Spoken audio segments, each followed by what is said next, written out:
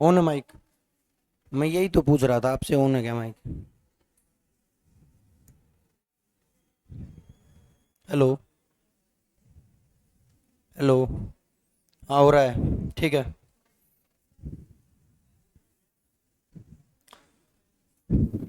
बस भाई,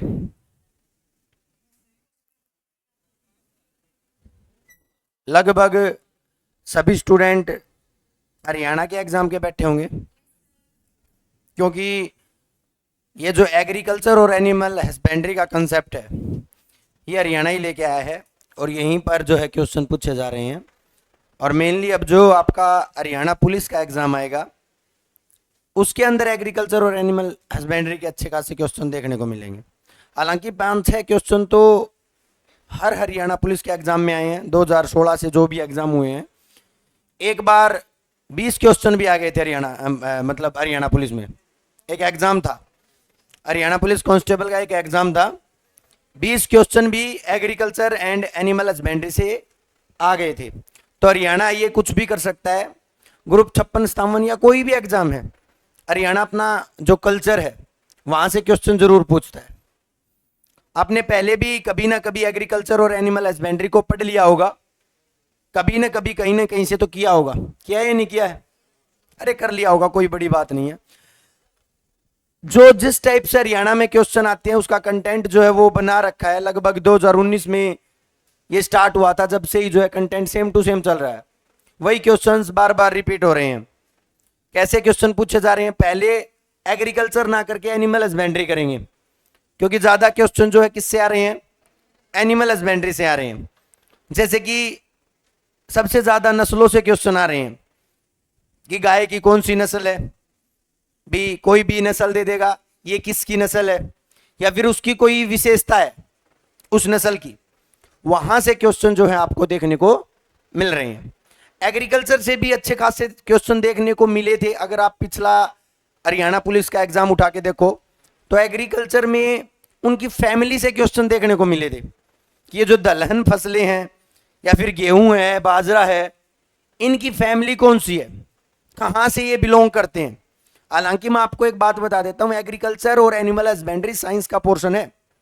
अगर आप 9th क्लास में पढ़ोगे तो 9th क्लास का लास्ट चैप्टर, 10th क्लास का लास्ट चैप्टर बायोलॉजी के अंदर ये आपको एग्रीकल्चर और एनिमल हस्बेंड्री देखने को मिलेगा। लगभग ये 9th, 10th और 11th, ये सारा का सारा कंटेंट आपको जो एनसीईआरटी का है वही मैंने जो है इसके अंदर लिख रखा है। इसको लगा इसलिए लिया क्योंकि ये जल्दी हो जाएगा, समझाने का काम मैं कर दूंगा, टाइम आपका लगेगा नहीं। नहीं तो आपके पास इतना टाइम है नहीं, मेरे पास है। ठीक है, जितना होगा आज ही होगा, कंप्लीट ही कर देंगे इसको। स्टार्ट करते हैं, ज्यादा समय हम नहीं लेंगे। पहले मैं इसीलिए कहां पर चलता हूं, एग्रीकल्चर सॉरी एनिमल पर चलता हूं, क्योंकि एनिमल से जो है क्वेश्चन एग्रीकल्चर से भी उतने ही आते हैं, बट एनिमल से आपको अच्छे तरीके से ये दिख नहीं रहा होगा शायद, कोई दिक्कत नहीं है, मैं बोलता हुआ चलूंगा, समझाता हुआ चलूंगा। चलिएगा, देखो भाई, पशुपालन क्या है? ये पशुपालन, एनिमल हस्बेंड्री। भाई हरियाणा आप सभी को पता होगा अपना कल्चर है भाई, लगभग हम पशुओं को पालते हैं, या तो हमारी जरूरतों को पूरा करने के लिए या फिर व्यापार के लिए। व्यापार के लिए तो हरियाणा में बहुत कम आपको देखने को मिलेगा कि पशुओं को पाल रहे होंगे। लगभग अपनी जरूरत को पूरा करने के लिए, वो कहते हैं ना दूध दही का खाना हरियाणा, तो इसीलिए जो है हम किसको जो है पशुओं को पालते हैं। अब मैं बात करता हूं पशुपालन की, उससे पहले एक बात बता देता हूं। जैसे हमारी मतलब इंसानों की गिनती होती है, जनगणना जिसको हम बोलते हैं, सेम वैसे ही पशु गणना भी होती है। क्या होती है? पशु गणना भी होती है। तो सबसे पहले जो पशु गणना हुई थी वो कब हुई थी? अरे वो जो आप कह रहे हो बिल्लियों की जनगणना पहली बार की गई थी, ठीक है, बिल्ली की जनगणना की गई थी। पहली बार पशुओं की जनगणना 1919 में हुई थी। कब हुई थी? 1919 में पशुओं की जनगणना हुई थी। मैं आपको बता देता हूं, 2016 में जो आप बता रहे हो वो नियमित रूप से एक बार जनगणना हो गई थी, उसके बाद बहुत से सालों तक, ऐसा नहीं है कि हर 5 साल में, हर 10 साल में जनगणना होती है, ऐसा नहीं है। लेकिन 2016 के बाद हर 5 वर्ष में जो है किसकी, पशुओं की जनगणना होती है नियमित रूप से। अगर आपसे कहे नियमित रूप से पशुओं की जनगणना कब से शुरू हुई, तो 2016 से। वैसे जनगणना 2019 को हुई थी पहली बार पशुओं की जनगणना, सॉरी 1919, लेकिन 2016 से जो है वो नियमित रूप से करने लगे। उसमें बिल्ली की भी जनगणना कर दी थी, मतलब मेनली हरियाणा ने, ठीक है। तो पशु जनगणना में जब पता चला तो सबसे ज्यादा पशु जो है वो कहां पर हैं, तो यूपी में है। जहां पर सबसे ज्यादा आदमी है वहां पर ही सबसे ज्यादा पशु हैं। ये क्वेश्चन पूछा गया था कि सबसे ज्यादा पशु जो वो कहां पर है, तो हमारी जो लेटेस्ट जनगणना थी उसके अनुसार जो है सबसे ज्यादा पशु जो हैं वो कहां पर हैं, यूपी में है। क्लियर अभी। दूसरे नंबर पर अगर मैं बात करूं तो कहां पर है, राजस्थान में। कहां पर है, राजस्थान में। क्लियर है। अब पशुओं का मतलब ये नहीं है कि गाय भैंस ही पशु हैं, भाई भेड़ बकरी भी पशु हैं, सुअर वुअर जितनी भी हैं, आपके जो कबूतर हैं वो भी पशु हैं, पक्षी भी पशु ही हैं। कहीं आप ये सोचो सर नहीं वो पक्षियों में अलग आएंगे, नहीं, वो पशु एनिमल ही कहलाएंगे। क्या कहलाएंगे, एनिमल ही कहलाएंगे।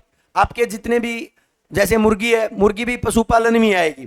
कहीं आपको सर ये तो पक्षी है तो पक्षी पालन नहीं होगा क्या, इसका पक्षी पालन नहीं होगा, वो पशुपालन में ही आएगी। तो सबसे ज्यादा पशु जो हैं वो कहां पर हैं, वो आपके यूपी में। दूसरे नंबर पर कहां पर हैं, तो सबसे पहले मैं बात करता हूं हमारी जो पवित्र पशु है जिसका नाम क्या है, गौवंश, गौ माता। ठीक है, यहीं से शुरू करेंगे और यहीं से पॉइंट टू पॉइंट देखते हुए चलेंगे। सबसे पहले इसका साइंटिफिक नाम क्या है, लिखते हुए चलिएगा, बोस इंडिकस। हालांकि इंडिया के अंदर बोस है, कौन बोस है अभी इंडिया के अंदर, कौन बोस है, गाय बोस है भाई। ठीक है, पशुओं की बोस है। इसका नाम जो है वो क्या है, बोस इंडिकस, इंडिया की बोस है। ऐसे करके आप याद कर सकते हो। इसका जो गर्भकाल है, कितने टाइम में ये बच्चे को जन्म देती है, तो ये आपको जरूर याद करने हैं। जितने भी गर्भकाल है, मेनली भैंस, गाय, बकरी, भेड़, इनके आपको गर्भकाल जरूर याद करने हैं। ठीक है, तो कितने दिन तक, 280 दिन जो है इसका गर्भकाल है। भारतीय गाय को टी कप काऊ कहा जाता है, ये इंपॉर्टेंट है। किसको कहा जाता है, जो भारतीय गाय है उसको टी कप काऊ कहा जाता है। अब आप ये बताओ बकरी को क्या कहा जाता है फिर, हाँ बिल्कुल, गरीब की गाय कहा जाता है। ये क्वेश्चन मतलब गलत हो सकता है आपसे, देखिएगा। चाय कप काऊ किसे कहा जाता है, भारतीय गाय को, क्योंकि भारत की जो गाय थी वो देसी नस्ल की गाय थी। अब जो अमेरिकन आप देख रहे हो ये नहीं, जो भारत की गाय थी वो कैसी थी, देसी थी। और उन देसी गायों में दूध बहुत कम होता था, गुण बहुत ज्यादा होते थे, गुण बहुत ज्यादा होते थे, लेकिन दूध बहुत कम होता था। बकरी की तरह दूध देती थी, यही 1-2 किलो दूध देती थी। आजकल तो हम मतलब जो ना हाइब्रिड ले आए हैं, अलग अलग टाइप की गाय ले आए हैं, वो देसी नहीं है। देसी गाय में यही 2-3 किलो दूध मिलेगा आपको, बकरी की तरह दूध देगी, लेकिन उसमें सबसे ज्यादा गुण मिलेंगे। उसका अगर आप घी भी खरीदने जाओगे ना तो 3,000 रुपए किलो में भी घी नहीं मिलेगा। हाँ बिल्कुल, बहुत महंगा घी मिलता है जो देसी गाय होती है। तो देसी गाय को जो है हम क्या कहते हैं, टी कप काऊ बोलते हैं। भारत में क्या बोलते हैं, गाय को गाय बोलते हैं। लेकिन यूरोप और दक्षिण अमेरिका में गाय को जो है क्या बोलते हैं, जेबू बोलते हैं। इंपोर्टेंट नोट कर लीजिएगा, ये हरियाणा में क्वेश्चन आ चुका है। यूरोप और कौन सी, दक्षिण अमेरिका भाई, उत्तरी अमेरिका नहीं। उत्तरी अमेरिका में तो बहुत पवित्र मानते हैं गाय को, गाय को ब्राह्मण बोलते हैं। क्या बोलते हैं, ब्राह्मण। उत्तरी अमेरिका में क्या बोलते हैं, ब्राह्मण बोलते हैं। क्या बोलते हैं भाई, ब्राह्मण। भारत में क्या बोलते हैं, क्या बोलते हैं, गाय बोलते हैं। अरे टी कप का हुआ, अभी अभी तो बताया, क्या बोलते हैं भाई गाय तो है ही, गाय तो हम कर ही रहे हैं। ठीक है, उसके बाद जो गाय, अब देखो गाय भी अलग अलग टाइप की होती है। आप ये कहोगे कि सर गाय अलग टाइप की कैसे, एक बच्चे देने वाली, यानी कि जो दूध देती है। बच्चे देने का मतलब क्या है, जो दूध देती है उस गाय को हम क्या कहते हैं, बच्चे वाली गाय को हम क्या बोलते हैं, डैम बोलते हैं। क्या बोलते हैं, डैम, बांध नहीं, कहीं आप ये सोचो बांध। ठीक है, और उसी से बंधावनी बना ना, बंधावनी, वो कहते हैं ना बंधावनी है। तो जो गाय दूध देती है उसको हम क्या बोलते हैं, डैम। याद करने के लिए ऐसे याद कर सकते हो आप, डैम का मतलब क्या होता है, बांध। और जो दूध देती है उसकी क्या होती है, बनावनी होती है। हरियाणा में कहते हैं बनावनी। क्या होती है बनावनी? आपकी तरफ थोड़ा, हाँ, तो समझ गए होगे आप। तो डैम जो है वो बच्चों वाली गाय को हम जो है क्या बोलते हैं, डैम। और जो आपका ये, इसकी आपको इंग्लिश करनी पड़ेगी, हिंदी मत करना।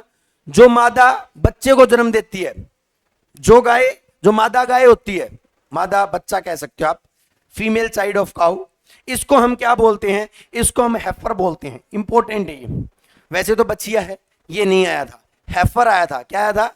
हेफर। ये रीजनिंग में भी आ जाता है, बहुत बार रीजनिंग में भी आ जाता है कि इसके बच्चे को ये कहते हैं, इसके बच्चे को ये कहते हैं, ऐसे करके। तो गाय की जो बछिया होती है उसको हम क्या बोलते हैं, एफर। और नर जो होता है उसको हम क्या बोलते हैं, बुल काफ बोलते हैं। क्या बोलते हैं? बुल काफ बोलते हैं। बछड़ा तो होता ही है, बछड़ा तो क्वेश्चन बहुत कम, रेयर चांस से आपसे पूछा जाएगा। अब आप कहोगे कि सर हिंदी में भी ऐसे ही लिख देंगे क्या? बिल्कुल लिख देंगे, ऐसे लिख देंगे हेफर।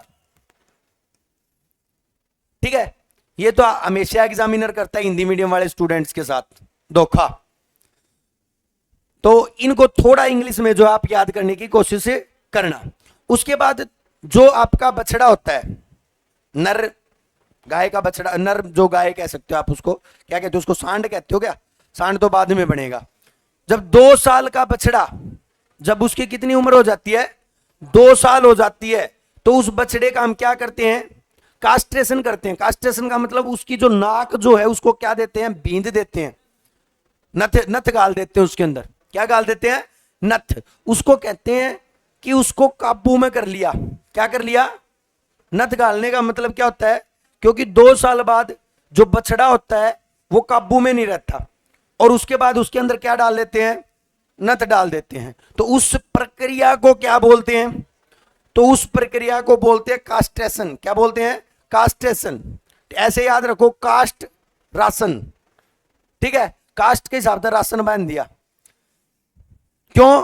क्योंकि उसकी उम्र कितनी हो गई है, 2 साल। बछड़िया जो होती है, जो मादा होती है 2 साल की, वो ज्यादा इतना उछल कूद नहीं करती है, लेकिन 2 साल का जब बछड़ा होता है ना, वो बहुत ज्यादा शैतान हो जाता है। तो उसको क्या करना पड़ता है, कास्ट्रेशन करना पड़ता है। क्लियर है भाई?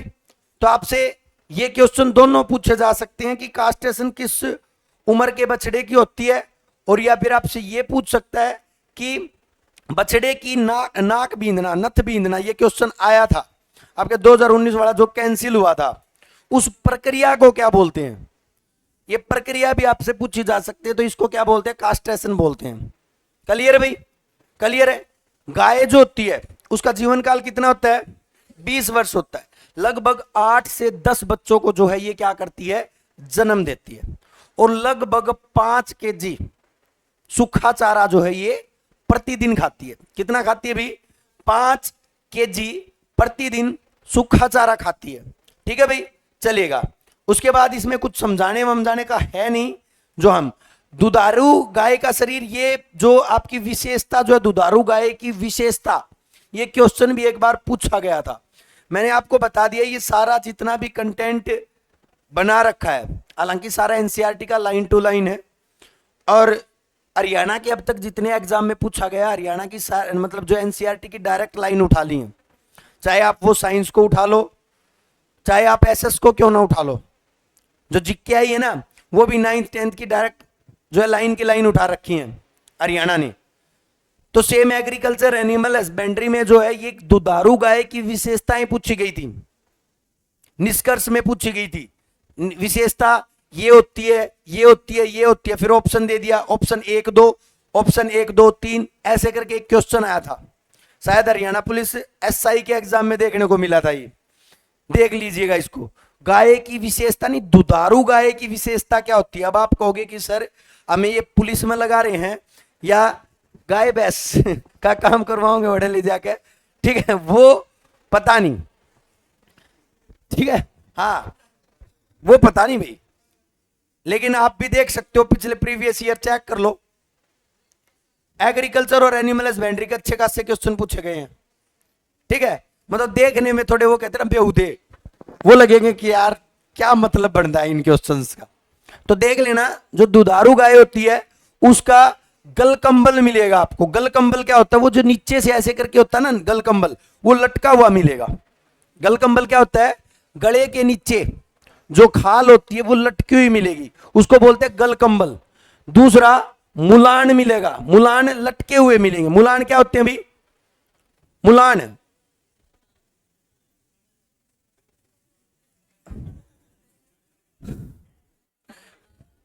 मुलान मुलान लटके हुए मिलेंगे। थुई, थुई समझते हो?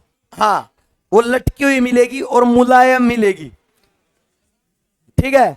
अरे थोड़ा दिमाग तो लगा ले यार। दुधारू पशु और थन लटके हुए मिलेंगे, फिर किसा दूध देगी वह?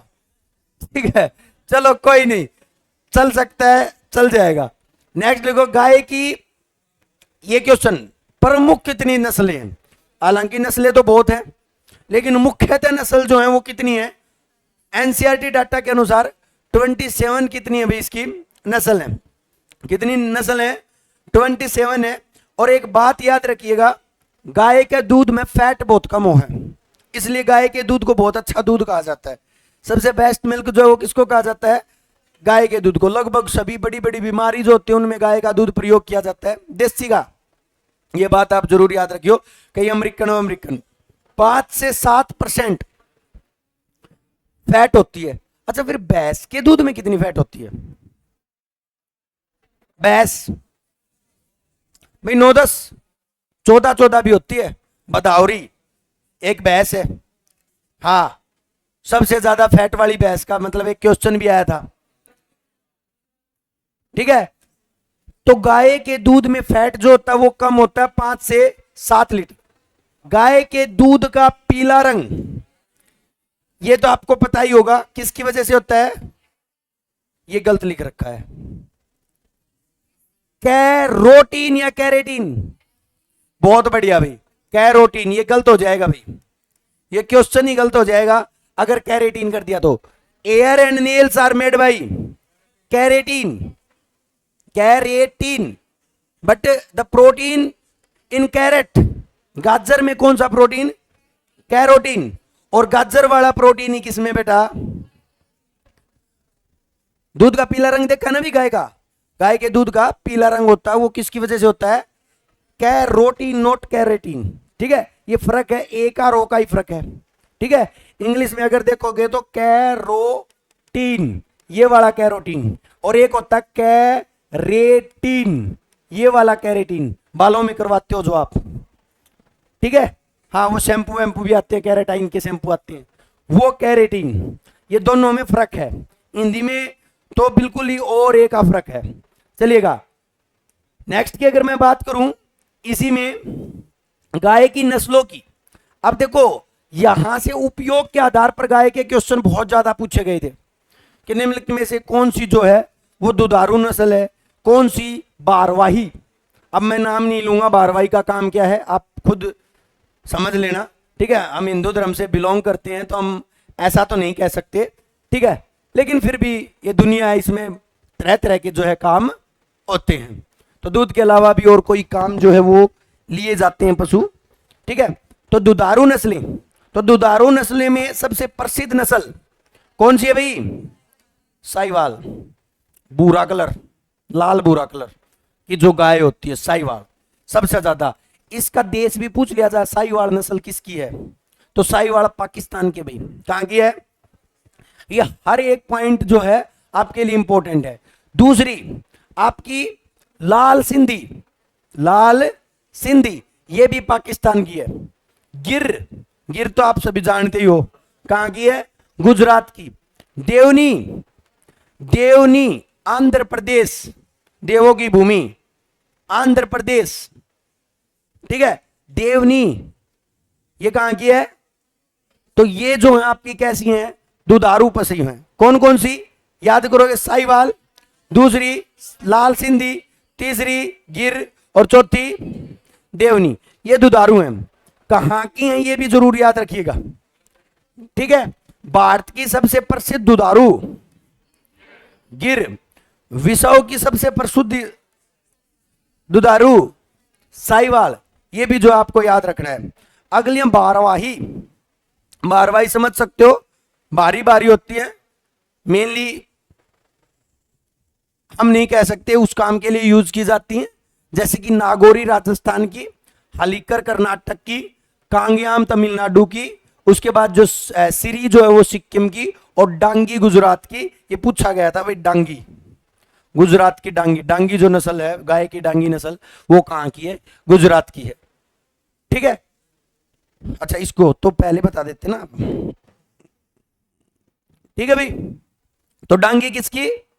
गुजरात की। हालांकि सारी इंपॉर्टेंट है। ये देखो नागौरी तो आप इजीली कर लोगे, राजस्थान में ही पड़ता नागौरी। हलिकर कर्नाटक की, ठीक है, कै कै ऐसे करके जैसे भी आप याद करना चाहो। और कांगयाम तो कांगयाम याम तो सारे तमिलनाडु में होते हैं। और जो है सिरी जो है, सै से सिरी और सै से सिक्किम, ऐसे करके जो है आप याद कर सकते हो। वैसे करना पड़ेगा, मेहनत आपको करनी पड़ेगी, यादें ये चीजें करनी पड़ेंगी। उसके बाद अभी आपके पास दवी काजी। दवी काजी का मतलब क्या होता है भाई? भाई जो दुधारू भी होती हैं। और अब आ जाओ दवी काजी में, हमारे हरियाणा की, नाम ही हरियाणा है। नाम ही क्या है? क्वेश्चन पूछा गया था, नोट कर लो, दोबारा पूछा जा सकता है। हरियाणा किस पशु की प्रसिद्ध नस्ल है? डायरेक्ट क्वेश्चन पूछा गया था, हरियाणा। ठीक है, तो हरियाणा, भाई हरियाणा का तो वैसे भी हरियाणा पूछा जाना था। ठीक है, कोसी, निमाड़ी, राठी बाई, जिसको राठ बोलते हैं। क्या बोलते हैं? राठ। हरियाणा की, हरियाणा की प्रसिद्ध, हरियाणा की प्रसिद्ध गाय, जैसे हरियाणा की प्रसिद्ध भैंस मुर्रा ना, सेम वैसे ही हरियाणा की प्रसिद्ध गाय जो वो कौन है? राठी। लगभग सभी के घर में जो गाय मिलेंगी वो राठी मिलेंगी। कौन सी मिलेंगी? राठी गाय मिलेंगी। ठीक है, हरियाणा में लगभग नस्ल राठी है। उसके बाद भी थार पारकर, नाम में बड़ा, बहुत बड़ा, थार पारकर, विशाल के शरीर, बहुत बड़ी गाय भैया, थार पारकर। यो क्वेश्चन पूछा जा सके, पाकिस्तान की है, सबसे बड़ी गाय जो है वो कौन सी है? थार पारकर है। यो क्वेश्चन आप गलत कर सको, कांग्रेज विदेशी नस्ल नहीं है, ये भारत की नस्ल है। ये कांग्रेज, हम सोचते हैं ये अंग्रेजी नाम है, जैसे कि अंगोल है, कांग्रेज है, ये कौन सी नस्ल है? भारत की नस्ल है। जैसे कि आपकी अंगोल आंध्र प्रदेश की है, कांग्रेज तमिलनाडु की है। ये दोनों की दोनों कैसी हैं? भारत की नस्ल है, ना कि वर्ल्ड की। विश्व की देख लो, ये देखो विदेशी नस्ल, जैसे जर्सी है। जर्सी कितने पैरे अगर है? जर्सी, जर्सी तो सर्दी में पैरे अगर है, और सर्दी कित है? इंग्लैंड में बर्फ पड़े जा भाई उड़े। ठीक है, तो जर्सी यूके की, कितकी? यूके की। उसके बाद अभी आपकी अल्स्टिन फ्रीजियन, सबसे ज्यादा दूध देने वाली नस्ल है भाई गाय की। गाय की जैसे मुर्रा है ना भैंस में, वैसे ही विश्व की बात कर रहा हूं मैं। ओल्स्टिन फ्रीजियन नीदरलैंड की है भैया। कहां की है? नीदरलैंड की। ब्राउन स्विस स्विट्जरलैंड की, स्विस है तो स्विट्जरलैंड याद रह जाएगा। ग्रंसी, ग्रंसी कहां की है? फ्रांस की। ये आप ये मत सोचना कि ये देश नहीं पूछे जाएंगे, ऐसे भी आपसे पूछे जा सकती है कि ये नस्ल कहां की है। ये जो ब्रैकेट में डाल रखे ना, इनका मतलब ये नहीं है कि ऐसे ही डाल रखे हैं, इनका महत्व अपने आप में। उसके बाद जो है आपका आयशायर, कौन सी? आयशायर, स्कॉटलैंड की। थार पारकर और आयशायर नाम सेम है लेकिन अलग अलग है। ठीक है, क्लियर भी, चलिएगा। उसके बाद कुछ संकर नस्लें भी हैं, दो, हाँ मिक्स, हाँ हाइब्रिड, जैसे कि कर्ण स्विस है, कर्ण फ्रीज है, ये हाइब्रिड है। ये हो सकता है हाइब्रिड आपसे ना पूछी जाए, लेकिन पूछ कुछ भी सकता है एग्जामिनर। कुछ फैक्ट्स हैं, आप देख लो इसमें कौन कौन सी जो है, क्या कैसी नस्ल है। सबसे पहली जो है वो बारी पूछ रखा है। क्या पूछ रखा है? बारी। एक तो विशाल के और एक बारी, फर्क है। वेटेड, वेटेड कौन सी है? कांग्रेज। कौन सी भी? कांग्रेज। और विशाल के और सुंदर जो है ना, विशाल के और सुंदर, सबसे सुंदर वो कौन सा है? आयर शायर। शायर आदमी जो है करें वो थोड़े सुंदर होया करें। ठीक है, हाँ ऐसे करके आप याद कर सको। ये देखो साहिवाल, भारत की प्रसिद्ध गाय का रंग लाल और भूरा होता है। कैसा होता है? लाल और भूरा। विश्व में सबसे अधिक दूध देने वाली नस्ल ऑस्टिन फ्रीजियन बताई थी, और यही है। सबसे सुंदर नस्ल कौन सी है भाई? आयर शायर। फुर्तीली और भड़कीली है भाई। अब भाई सुंदर होगी तो भड़कीली अपने आप होगी, ठीक है? तो सुंदर और भड़कीली है। ग्रंसी गाय कहां की थी भाई? ग्रंसी बताओ जल्दी, ग्रंसी गाय बताओ। बहुत बढ़िया। फ्रांस की सबसे कम फैट वाली गाय, सबसे कम फैट वाली गाय। एक बात याद रखिए, गाय का तो सबसे कम फैट वाली पूछी जाएगी और भैंस की सबसे ज्यादा फैट वाली पूछी जाएगी, ठीक है? ग्रंसी के अंदर 5% फैट होता है, सबसे कम जो है फैट जो इसी के अंदर होता है। गाय का औसत टेम्परेचर, औसतन टेम्परेचर गाय का कितना होता है भाई? 101 डिग्री फ़ारेनहाइट, 101.5। अपना कितना होता है? चलो बहुत बढ़िया, 98.6 ये फ़ारेनहाइट है, ठीक है? कई डिग्री सेल्सियस, डिग्री सेल्सियस में कितना होता है? 37, और केल्विन में 310 होता है। सेम ऐसे ही गाय का भी अगर आपसे टेम्परेचर फ़ारेनहाइट, डिग्री सेल्सियस या केल्विन में पूछ सकता है, कन्वर्ट करने वाला फॉर्मूला आपको साइंस में सीखा होगा, आपने सीख रखा है, हाँ, उसको लगा देना, ठीक है? काम चल जाएगा। चले भी आगे। दो प्रक्रिया देख लो। पहले मैथुन की प्रक्रिया। मैथुन की प्रक्रिया जो है वो आपकी सर्विक कहलाती है। क्या कहलाती है? सर्विक कहलाती है।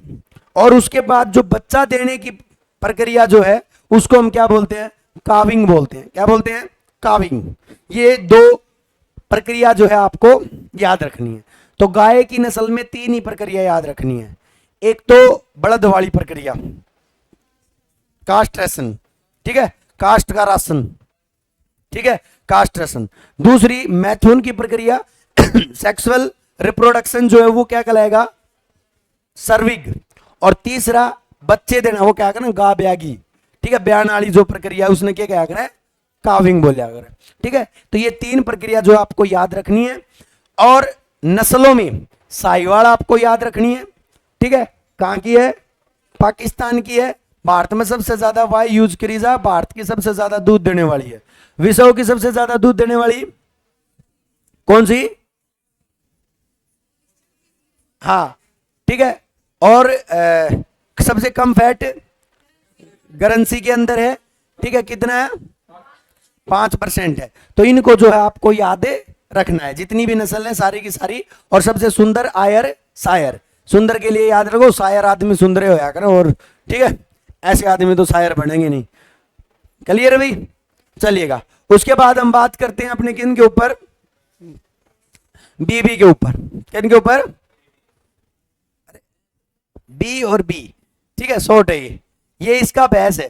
भैंस का जो वैज्ञानिक नाम जो होता है, साइंटिफिक नाम जो होता है, वो क्या होता है भी आपका?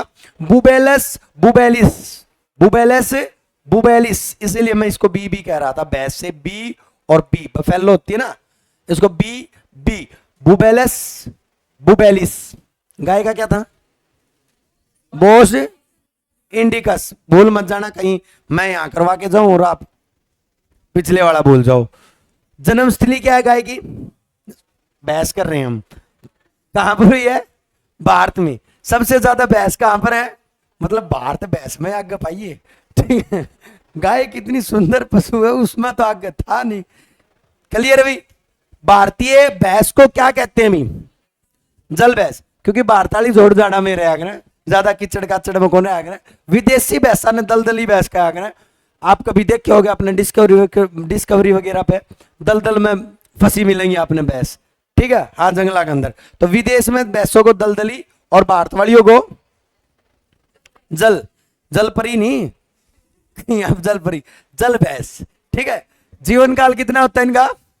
गाय का 20, इनका 25, 5 साल तो ज्यादा जीवेंगी, ठीक है? गर्भाकाल, प्रेगनेंसी पीरियड कितना होता है? 310, 30 दिन ज्यादा हो, 1 महीना ज्यादा। किसते? गाय थे। गाय का 210, भैंस का 310 दिन, सॉरी 280, 30 दिन हो गया, 280 और 310।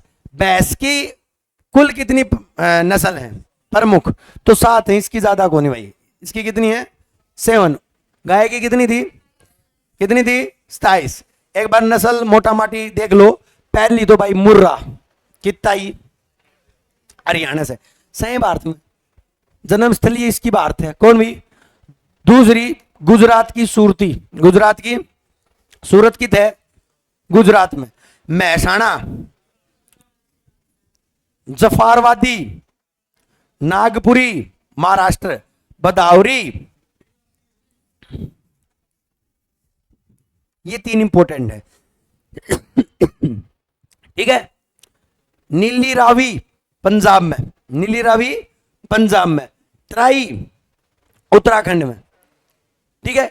ये सारी की सारी जो है वो क्या है भी आपकी भैंस की नस्ल है। भैंस की और गाय की नस्ल में कंफ्यूज ना हो इसलिए आपको क्या करना है, एक बार, अच्छा ये मैं दे दूंगा सर, ये ग्रुप में डलवा दूंगा, ग्रुप में डलवा दूंगा सर से क्या क्या। अरे ग्रुप में डलवा दूंगा, नहीं डलवाऊं तो मेरा टेलीग्राम चैनल है उत्तम क्लासेस का, उसमें डाल रखे हैं मैंने ऑलरेडी, ये डाल रखे हैं। थोड़ा पीछे जाओगे ना, सारे हैंड रिटन नोट्स आपको मिलेंगे, लगभग सारे। आज मैं इसमें भी डलवा दूंगा तुम्हारे वाले में, कहीं और भागने की जरूरत नहीं है, ये आपके पास ही आएगा। ठीक है। चेतन को कह देना, ये चेतन के पास है। ठीक है भाई, चलो लिख लो, अभी लिख लो। अरे टाइम ज्यादा लग जाएगा, इतना टाइम नहीं है।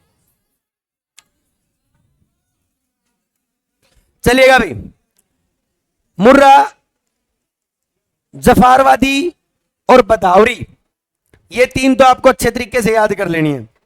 विश्व की सबसे प्रसिद्ध भैंस मुर्रा, सबसे ज्यादा दूध देने वाली भैंस मुर्रा, काला सोना मुर्रा, सबसे भारी जफारवादी, जाफराबादी भी कहते हैं, इसने जफारवादी भी कहते हैं। ठीक है। जफारवादी, जाफराबादी। ठीक है। जाफराबादी कहां की है? गुजरात की है। ये सबसे भारी है और सबसे अधिक वसा, और वसा का लेवल भी याद रख लियो भाई, इंपॉर्टेंट है। क्वेश्चन डायरेक्ट आपसे पूछा जाएगा कि बदावरी भैंस के अंदर कितनी वसा होती है, तो कितनी होती है भाई? 14% जो है होती है। क्लियर है भाई? भैंस अनुसंधान के अंदर ये हरियाणा के लिए इंपॉर्टेंट है। कौन सी है? इसार। कौन सा भी? इसार। उसके बाद भी क्लोन, पहला क्लोन, क्लोन समझते हो ना? मतलब आर्टिफिशियल तो नहीं कह सकता, टेस्ट ट्यूब बेबी, हाँ टेस्ट ट्यूब बेबी आप कह सकते हो आजकल जो है। तो पहला क्लोन, पहली बात तो भैंस का नहीं था पहला क्लोन, पहला क्लोन था भेड़ का, जिसका नाम था डोली। क्या नाम था? लिखना चाहो तो लिख लो, पहला क्लोन किसी भी पशु का पहला क्लोन 1996 में डोली नाम का भेड़ का क्लोन था। किसका था भाई? भेड़ का। तो ये पहला क्लोन इससे हमारी छोड़ रखा है, यो भैंस का कोनी, यो भैंस का नहीं है। डोली नाम का जो था, डोली 1996 में, यो किसका था? भेड़ का था। क्लोन का मतलब समझे गए होगे। ठीक है। हाँ। फिर भैंस का कौन सा था? मतलब दूसरा भैंस का था, जिसका नाम क्या था? गरिमा। नाम बहुत सुथरा रखा भाई। ठीक है। गरिमा कोई है तो नहीं गरिमा? ठीक है। तो आज हो तो भी नाम ना बताइयो किससे देवी। तो दूसरा क्या था भाई? गरिमा। उसके बाद एक महसाणा जो हमने करी थी नहीं भाई, महसाणा, ये मुर्रा और सुरती भैंस की संकर नस्ल है, क्रॉस ब्रीड है ये, यानी कि 2 भैंसों को मिलाकर एक ब्रीड बनाया गया है, जिसका नाम क्या है? महसाणा। क्या है भाई? महसाणा। और उसके बाद भाई सबसे इंपॉर्टेंट परीक्षण अंसा परीक्षण, याद रखियो, ये तो वैसे ही एसएससी का प्रसिद्ध प्रश्न है। अंसा परीक्षण साइंस का ये तो आता ही रहा हमेशा। ठीक है। तो एग्रीकल्चर में तो वैसे ही करना है। दूध में मिलावट का पता लगाने के लिए हम किसका परीक्षण करते हैं? अंसा परीक्षण। मिलावट बोले तो, मिलावट बोले तो पानी, अरे वो तो लैक्टोबैसिलस से देख लोगे, उसके लिए अंसा परीक्षण करने की क्या जरूरत है? केमिकल्स की मिलावट है, एक्स्ट्रा फैट की मिलावट है, वो मिलावट समझते हो ना? लैक्टोबैसिलस भी तो, सॉरी लैक्टोबैसिलस कह रहा हूं, लैक्टोमीटर। दूध के अंदर पानी को चेक करने के लिए वो मिलावट, पानी वाली मिलावट के लिए तो लैक्टोमीटर है। ठीक है। ये हंसा परीक्षण जो है आपके दूध में केमिकल मिलावट, मेनली जो केमिकल होते हैं उनकी मिलावट के जांच के लिए जो है इसका प्रयोग किया जाता है। उसके बाद भी जैसे गाय का टेम्परेचर था वैसे भैंस का भी होगा, होगा या नहीं होगा? भैंस का ज्यादा होगा या कम? इसमें तो कम दे दिया भाई, कितना होगा अभी? 100 फ़ारेनहाइट, ठीक है। मैथुन की सेम प्रक्रिया होगी सर्विग, और सेम बच्चा देने की प्रक्रिया होगी जिसका नाम क्या होगा? काविंग। क्या होगा अभी? काविंग। और भाई सबसे इंपॉर्टेंट डिसऑर्डर भाई भैंस का, भैंसों में मुंह, पैर, सतन ग्रंथियों में घाव, जिन्हें क्या करना? खुराना। क्या ना? खुराना, जिसने आप FMD बीमारी कहा करा। क्या कहा करा? FMD बीमारी कहा करा, फुट माउथ एंड ये क्या है? डक्ट, ठीक है। हाँ, डक्ट्स के अंदर जो है क्या हो जाते हैं? घाव हो जाते हैं। ये जो इसको मुंह खुरा कहा करा, जिसने मुंह खुरा, मुंह और खुरा आ जाए है, ठीक है। उनमें ग्रंथियों में भी, डक्ट्स में भी जो है ना स्वेलिंग आ जाती है। ये किसकी बीमारी है भाई? ये FMD बीमारी किसकी? डायरेक्ट क्वेश्चन पूछा जाएगा तो ये किसकी भाई? भैंस की है। किससे होती है भाई FMD बीमारी? बैक्टीरिया से, वायरस से, प्रोटोजोआ से, कैसी है? पक्का देख लेना भाई इसको, शायद फंगस तो नहीं है ये, ठीक है। देख लेना एक बार, कोई दिक्कत नहीं है, गलत क्वेश्चन नहीं होना चाहिए इसमें। देख लो FMD क्योज्ड बाई, ठीक है, कोई दिक्कत नहीं है। देखो हाँ, मतलब कंफ्यूजन जहां पर हो ना, कोई बड़ी बात नहीं है, मतलब गलत नहीं होना चाहिए, सिंपल सी बात है। तो FMD शायद वायरल मिलेगी आपको, लेकिन फिर भी देख लो, ठीक है। उसके बाद देखो FMD में ये बूस्टर डोज के लिए क्वेश्चन पूछा गया था, इतनी देर नहीं लगनी चाहिए, वायरल है ना, वायरल डिसऑर्डर है भैया, वायरल डिसऑर्डर है, ठीक है भाई, ये बात आप याद रखिए। उसके बाद जो FMD डिसऑर्डर जो है उसमें 1 महीने बाद बूस्टर खुराक दी जाती है। 1 महीने बाद क्या दी जाती है? बूस्टर डोज जो है वो दी जाती है। और मवेशी, ये क्या, तट रोग का कारण जो है कोबाल्ट की कमी होती है। 1 मिनट रुकिएगा भाई, मवेशी तट रोग, ये तट ही है क्या? वैसे मैं आपको वैसे बता देता हूं, कोबाल्ट की डेफिशिएंसी से हो क्या जाता है वो बता देता हूं मैं, तट रोग का अंदाजा लगा लेना आप। जब कोबाल्ट की मवेशियों में, यानी कि जो दुधारू पशु होते हैं उनमें कमी होती है, तो नीचे वाली जो स्किन होती है उसके ऊपर से जो बाल जो होते हैं वो क्या हो जाते हैं? अटने लग जाते हैं, और खाल जो है वो क्या हो जाती है? उसके ऊपर जो है छोटे छोटे घाव हो जाते हैं, ठीक है। किसकी वजह से? कोबाल्ट की कमी से, ठीक है। तो शायद वो तट रोग, इसको कुछ इंग्लिश में अच्छा मिलेगा आपको, ठीक है। तो इसको तट रोग को जो है ना, तट रोग, इसको इंग्लिश में देख लीजिएगा, समझ में आ जाएगा। वैसे मैंने आपको बता दिया, कोबाल्ट की डेफिशिएंसी से जो स्किन जो होती है, नीचे की स्किन, जो पेट की नीचे की स्किन है वो जो है क्या होने लग जाती है? खराब होने लग जाती है। जो थन जो होते हैं उनके बीच में भी जो है वो जो स्किन जो है वो थोड़ी भुरभुरी, वो क्या क्या करो उसने, मतलब छोटे छोटे घाव हो जाते हैं उसमें, ठीक है। हाँ, पार्टी पार्टी कह दे, ठीक है, तो वो हो जाती है। तो इसको तट रोग शायद नीचे वाले रोग को कहते होंगे। उसके बाद अगर हम बात करें, ये कोबाल्ट की कमी से होता है। अगला भी हमारा बकरी, तो ये था हमारी भैंस। भैंस में आपको क्या क्या याद रखना भी? 310, 25 साल, बीबी क्या? बीबी 7, क्या 7? नस्ल। बीबी क्या है? Scientific name. 310 क्या है? 25 क्या है? बदावरी क्या है? ठीक है, नस्ल है कौन सी? सबसे सबसे ज्यादा फैट की, सबसे ज्यादा दूध, जाफराबादी, जाफराबादी सबसे भारी। तो ये जो है आपको जो है थोड़े 4-5 जो है, और FMD डिसऑर्डर मेन है, मुख्य है भैंसों का। आप कहोगे कि सर गायों का नहीं होता क्या? गायों का भी होता है, लेकिन मेनली भैंसों का ही होता है। FMD होती है शायद ये फुट माउथ और डक्ट्स, जो ग्लैंड्स की डक्ट्स जो होती है उनमें सूजन आ जाती है। उसके बाद अभी आपकी बकरी, कैपरा हिरकस, थोड़ा इंपॉर्टेंट है, CH से याद रखिएगा, कैपरा हिरकस। इसका साइंटिफिक नाम है कैप्रा हिरकस। गर्भाशय कितना होता है, प्रेगनेंसी पीरियड कितना होता है, 148 दिन, 148 डेज।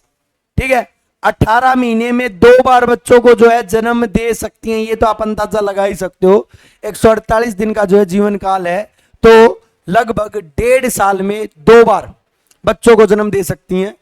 गाय भैंस 1 साल में 1 बार। ठीक है, तो इस चीज से आप अंदाजा लगा सकते हो। इतना ज्यादा यहां से तो नहीं आएगा, ये वाला क्वेश्चन जो आपसे पूछा जा सकता है। इसके जो मांस को चेवन बोलते हैं, रीजनिंग में भी पूछा जा सकता है ये। ठीक है, जो किस क्या, बकरी का। फिर आप कहोगे सर मटन किसने बोलना है, भेड़ बकरा का। ठीक है, हाँ बकरा का। आप कहोगे जी बकरा और बकरी में फर्क है, हाँ बिल्कुल। ठीक है, उसके बाद भारत में दूसरे स्थान पर बकरी जो है सबसे ज्यादा कहां पाई जाती हैं, अफ्रीका में। कहां पाई जाती हैं, और भारत में दूसरे स्थान पर सबसे ज्यादा जो है बकरी पाई जाती हैं। गरीबों की गाय इनको हम कहते हैं, निर्धनों की कामधेनु हम इसको कहते हैं, चलती फिरती डेयरी। हाँ, जब अपना मन कराया जब दूध निकाल लिया और चाय बना ली, हाँ चलती फिरती डेयरी जो है इसको हम कहते हैं। जो बकरी जो होती है ना, मतलब उसके लिए टाइम की जरूरत नहीं है कि 5 बजे ही दूध देगी। गाय भैंस का तो फिक्स हो जाता है टाइम कितने बजे ही देगी, लेकिन बकरी का थोड़ा मतलब जो है दोपहर से मन कराया कि चाय बनानी है तो निकाल लिया और चाय बना ली, फिर थोड़ी देर बाद 2 घंटे बाद मन कराया चाय बनानी है फिर चाय बना ली। तो इसलिए इसको चलती, हाँ फ्रीज वगैरह में धरने की जरूरत नहीं है, खराब होने का कोई डर नहीं है। अब गाय भैंस का तो भाई ये है कि अगर एक बार वो क्या कहा करे उसने, जिस टाइम पर दूध निकालने जाया करे, अब वो मतलब वो टाइम उग गया ना, फिर वो दूध देखो उनने फिर अगले टाइम पर देंगी होया करे ना वो। हाँ खड़े, अगर एक खड़ उग गया ना वो अगला खड़ में देंगी। तो वो हरियाणा में क्या करे, खड़, खड़ का मतलब जिस टाइम पर उन्हें दूध देना है उससे टाइम पर देंगी। अपनी बेचारी बकरियां कोई खड़े नहीं होता। ठीक है, हाँ बकरी चलता फिरता फिरता डायरी है, डेयरी, डेयरी डायरी नहीं डेयरी, और निर्धनों की कामधेनु है, गरीब लोग जो है आराम से काम चला सके हैं। देखो बेटा एक बात सुना होगा आपने, जब भी कोई भी बीमारी हो है तो बकरी का दूध खाया जाए, प्लेट वगैरह डाउन हो है या और में। क्यों क्यों, क्योंकि बकरी का जो दूध होता है ना उसके फैट के मॉलिक्यूल जो होते हैं ना वो बहुत छोटे छोटे होते हैं और इतनी जल्दी डाइजेस्ट हो जाते हैं। और जल्दी डाइजेस्ट जल्दी होने का मतलब उनकी न्यूट्रिएंट्स की वैल्यू जल्दी मिलना। डाइजेस्ट जल्दी होने का मतलब क्या है, उसके अंदर जितने भी न्यूट्रिएंट्स हैं वो बॉडी को जल्दी मिलना। तो इसके अंदर जो है वसा के कण जो है वो छोटे छोटे होते हैं और दुग्ध जो है सुपाच्य होता है, यानी कि अच्छा गुड डाइजेस्टेबल होता है, अच्छे तरीके से जो है क्या हो जाता है, डाइजेस्ट हो जाता है। इसलिए प्लेट नहीं उठाती है कहीं आप ये सोचो जी प्लेट उठा दे हैं, ये नहीं कर रही कुछ जिम विम, ये बस ऐसे ही कहा जाता प्लेट उठा दी। प्लेट नहीं, अब क्या होता है आपको ब्लड की काउंटिंग अच्छी करने के लिए, प्लेटलेट्स की काउंटिंग अच्छी करने के लिए एक अच्छी डाइट की जरूरत है। अब प्लेटलेट्स जब डाउन हो जाती हैं तो अच्छे मतलब जो अपन कॉम्प्लेक्स फूड खाते हैं वो अच्छे तरीके से डाइजेस्ट नहीं हो पाता है, और डाइजेस्ट नहीं होगा तो हमें वो न्यूट्रिएंट्स नहीं मिलेंगे, और न्यूट्रिएंट्स नहीं मिलेंगे तो प्लेटलेट्स की काउंटिंग नहीं बढ़ेगी। तो इसलिए हमें जो है बकरी का दूध जो है पीने की सलाह दी जाती है। प्रमुख नस्लें देख लो भी, अब आप कहोगे कि सर इनकी भी नस्ल याद करनी पड़ेगी क्या, इनकी 4-5 नस्ल तो आपको बहुत अच्छे तरीके से याद करनी है। एक तो दुधारू में बारबरी, कौन से भी, बारबरी, ऐसे याद कर लो, दूध के दे है बार बार दे है, बार बार दूध दे है बारबरी। ठीक है, जमुना पारी, जमुना पारी, ठीक है, तो जमुना पार तापा इसने ले आए थे इसलिए इसको जमुना पारी कह लो। जमुना पारी और बारबरी ये आपको याद रखनी है। दूसरी मांस वाली में आपको सिरोही याद रखनी है, और एक ब्लैक बंगाल आपको जो है याद रखनी है। ये मांस के लिए इनका प्रयोग किया जाता है, किसके लिए? चेवन के लिए। ठीक है।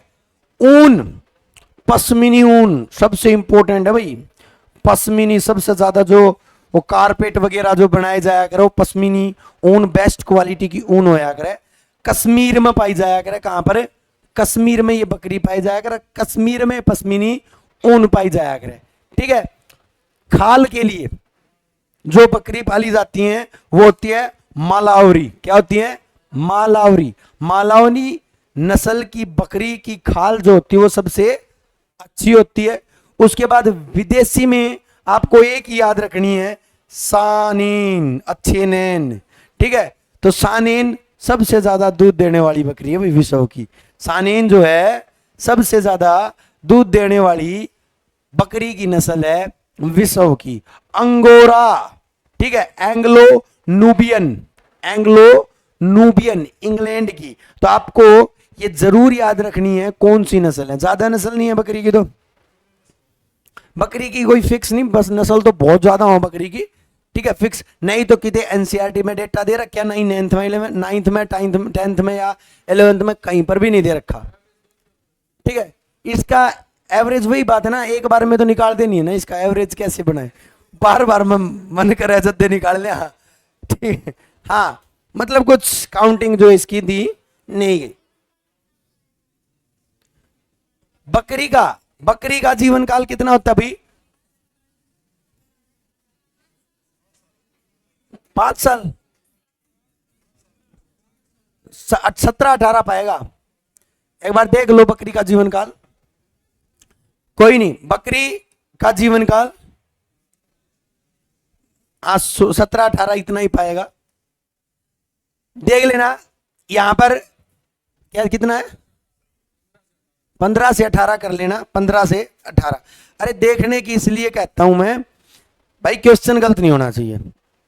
मैं खुद, हम भी तैयारी करते हैं, सब तैयारी करते हैं, अगर कोई कंटेंट गलत हो गया ना और वही मान के चलो क्वेश्चन पेपर में आ गया और उससे 1 नंबर तो तुम रह गए, हम पूरी जिंदगी मेरे तगाड़ भोगोगे।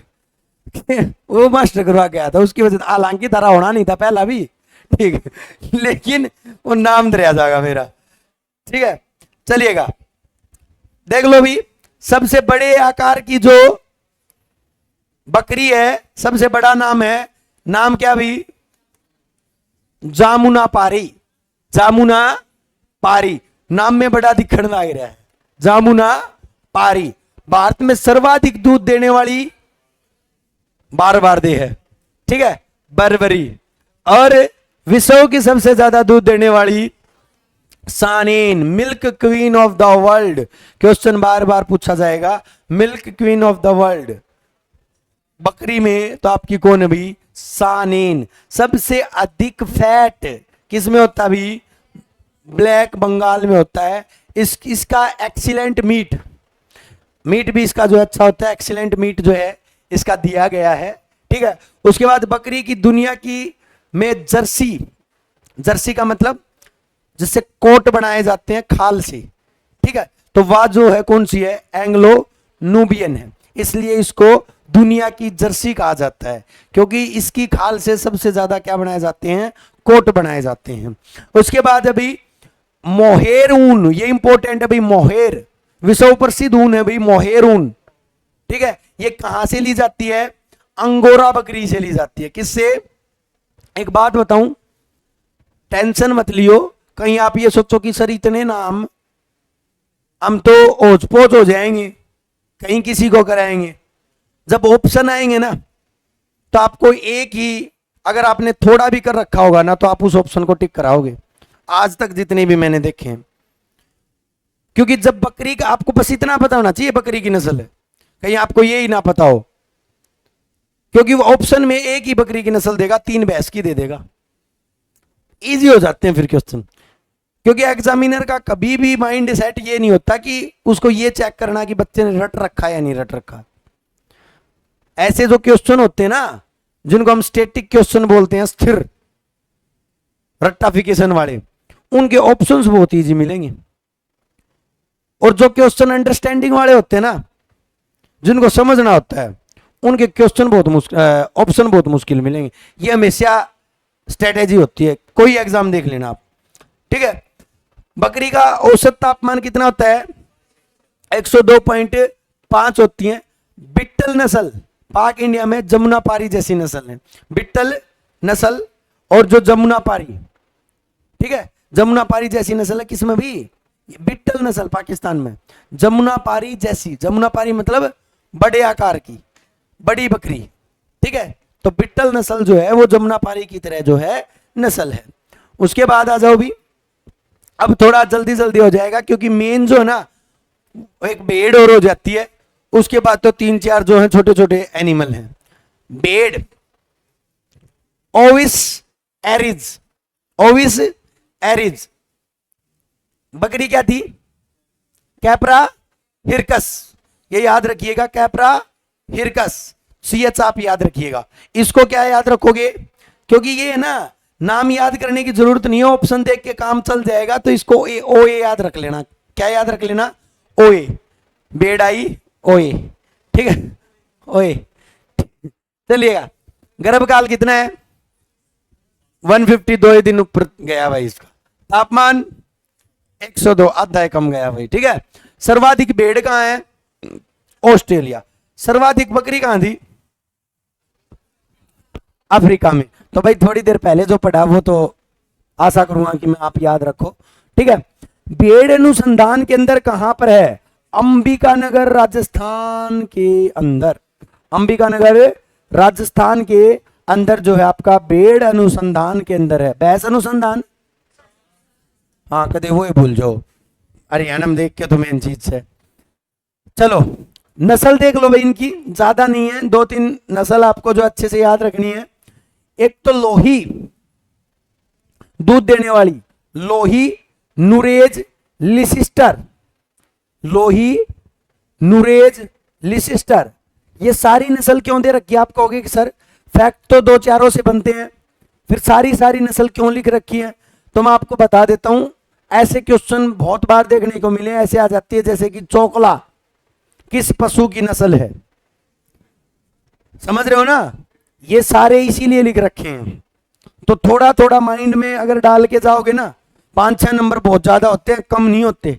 जो हरियाणा पुलिस की डेडिकेशन के साथ तैयारी करता है उसको पता होगा, क्योंकि रहने वाले वही 1-2 नंबर से रहते हैं। सुना होगा आपने पड़ोसियों से, सभी कहते हैं भाई इतने नंबर से रह गया, 1.5 थे, 2 थे। आप सोचते हो कि झूठ बोला, वो झूठ नहीं बोलता, वो रियलिटी है। वो जो रहते हैं उनसे पूछ कर देख लो, जो रहते हैं ना वो 1-2 नंबर से ही रहते हैं, 3 तो रह जाएंगे ज्यादा से ज्यादा। जो 10 तो रह गया मतलब वो बहुत रह रहा है मतलब उसने बहुत सी चीजों को करना बाकी है। मैं बात कर रहा हूं जो पढ़ने वाले स्टूडेंट होते हैं। पी लेंगे भाई 2 मिनट बाद। लोही, नुरेज, लिसिस्टर। ऊन हेतु, ऊन के लिए बीकानेरी, दक्कनी, चोकला। मांस के लिए जालोनी, हसन, वजीरा, मांड्या। क्या भी? मांड्या। ये यहां पर ना आपको एक चीज मिलेगी, मैंने क्या कर रखा है, जो ये नोट्स बना रखे हैं ना उसमें कुछ स्टार्स लगा रखे हैं। ये सारे जितने भी स्टार लगा रखे हैं ना, आप चेक करना प्रीवियस ईयर उठा के, ये सारे स्टार उन्हीं को लगा रखे हैं जो प्रीवियस ईयर के, ठीक है। विदेशी मैरिनो, लिसिस्टर, मैरिनो ये स्पेन की, लिसिस्टर यूके की। देख लो भाई, भारत की सबसे अधिक दूध देने वाली कौन है? भेड़, लोही। पहला क्लोन किसका था? क्या नाम था? डोली। भेड़ का पहला क्लोन डोली। सबसे महीन जो क्लीन ऊन जो ली जाती है, कालीन की ऊन, कालीन समझते हो ना, नीचे बिछाने वाली। तो सबसे महीन कालीन ऊन प्राप्त कहां से होती है? चोकला नस्ल की भेड़ से। सबसे बढ़िया मांस मांड्या, किससे भी? मांड्या से। विश्व में सबसे अधिक ऊन मैरिनो, स्पेन की। और सबसे लंबी ऊन लिसिस्टर, यूके की। क्लियर है भाई? मैं एक बात पूछता हूं, बकरी को किस पर्पज से जो है पाला जाता है? मेन पर्पज क्या होता है? सॉरी भेड़ को क्या दूध के लिए पालते हैं? ऊन के लिए। किसके लिए? ऊन के लिए जो है भेड़ को पाला जाता है। बकरी को मांस और खाल के लिए, स्किन जो होती है उसकी, और मांस के लिए। ठीक है। और दूध के लिए तो गाय भैंस को पालते हैं हम। क्लियर अभी? चलिएगा। उसके बाद अपना अगला है सुअर। भाई इसको तो क्या ही कराएं, छोड़ो ना। ठीक है। नाम भी देखो ऐसे ऐसे, नाम भी ऐसा है, सुसक्रोफा। सुसक्रोफा बोलोगे भाई? ऐसे से याद रख लियो, स्क्रीनशॉट ले लियो। किसका? सुअर का। इससे ज्यादा मत करियो। जीवन काल, गर्भकाल 114 दिन। कितने भी? 114 दिन। तापमान 102.6। ईब तक का सब तो ज्यादा ही है भाई। ठीक है, 102.6। इसके मांस को क्या कहते हैं? रीजनिंग में भी पूछ लिया जाता है, पोर्क। क्या कहते हैं? पोर्क। सर्वाधिक कित है? बढ़िया हो गया तो काम। कित है? चीन में। पाकिस्तान होता तो और मजा आ जाता। ठीक है। सर्वाधिक कहां पर है? चीन में। भारत में सर्वाधिक कहां पर है? यो गलत हो गया। ठीक है, चलो कोई नहीं है, फिर भी जो भी है अच्छा है।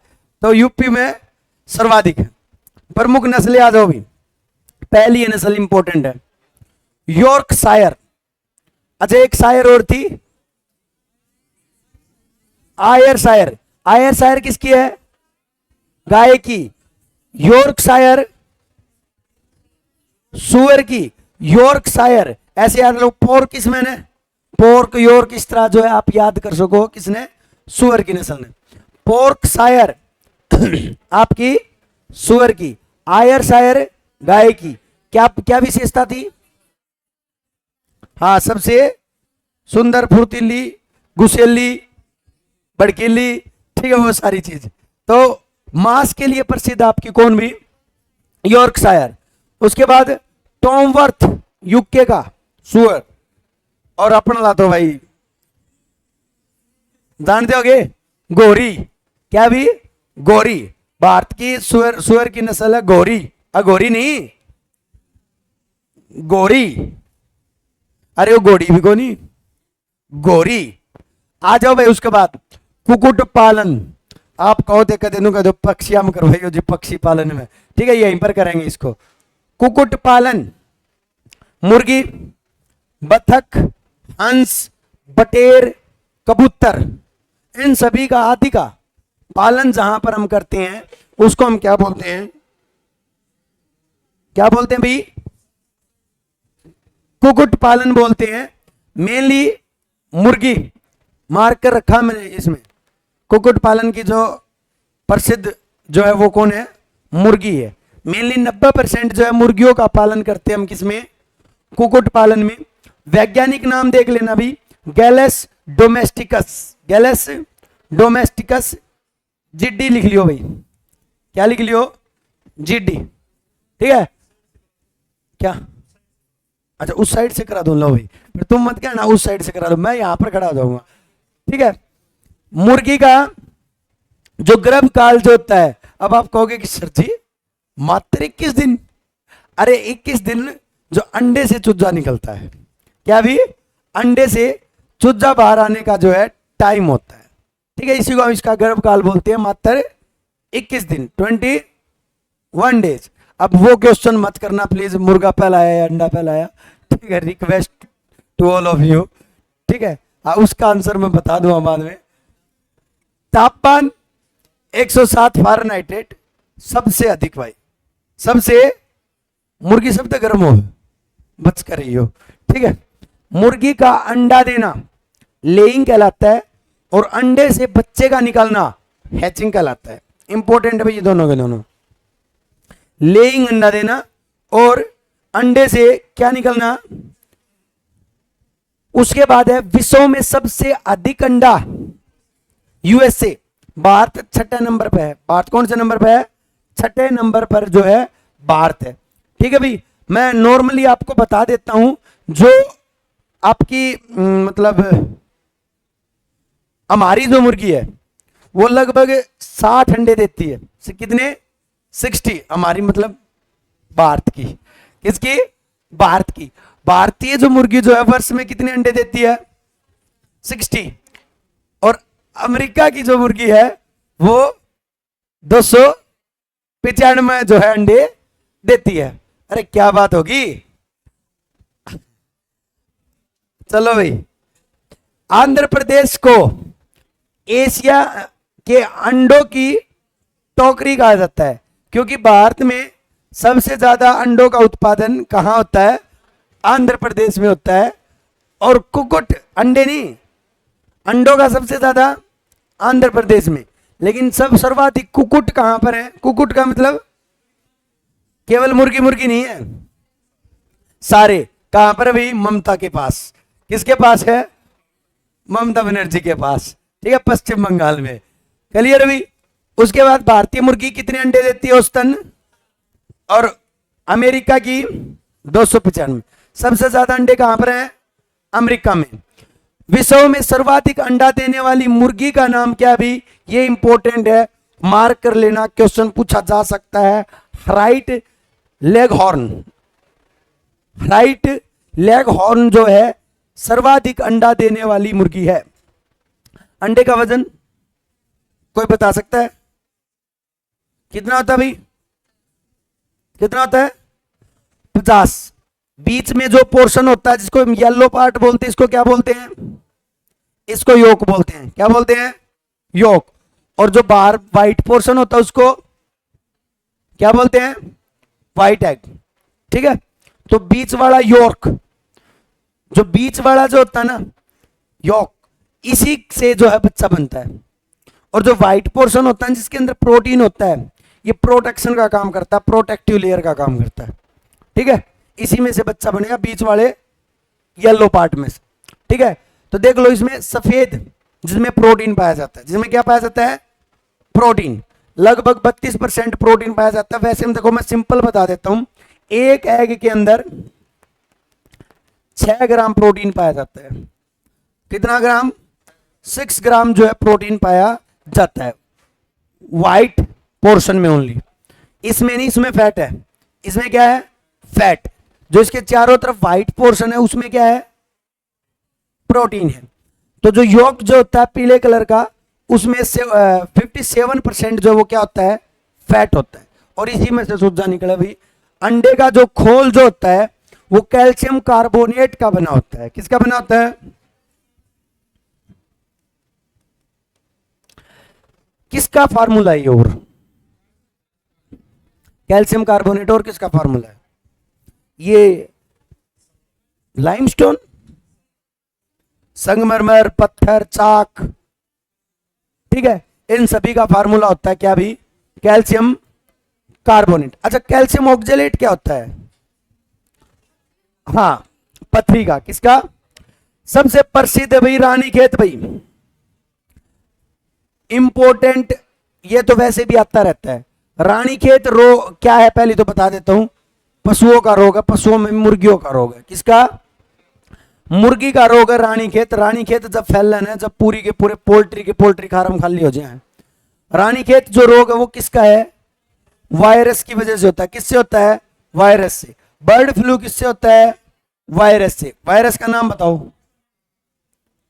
H1 और स्वाइन फ्लू H1N5। तो बर्ड फ्लू किससे फैलता है? ठीक है, वायरस से। उसके बाद पुलोरम बैक्टीरिया से। और कुकुट मुर्गी के जो है प्रमुख रोग हैं। मेनली आपको याद रखना रानीखेत। पुलोरम भी आप याद कर सकते हो, नया है, आपसे पूछा जा सकता है।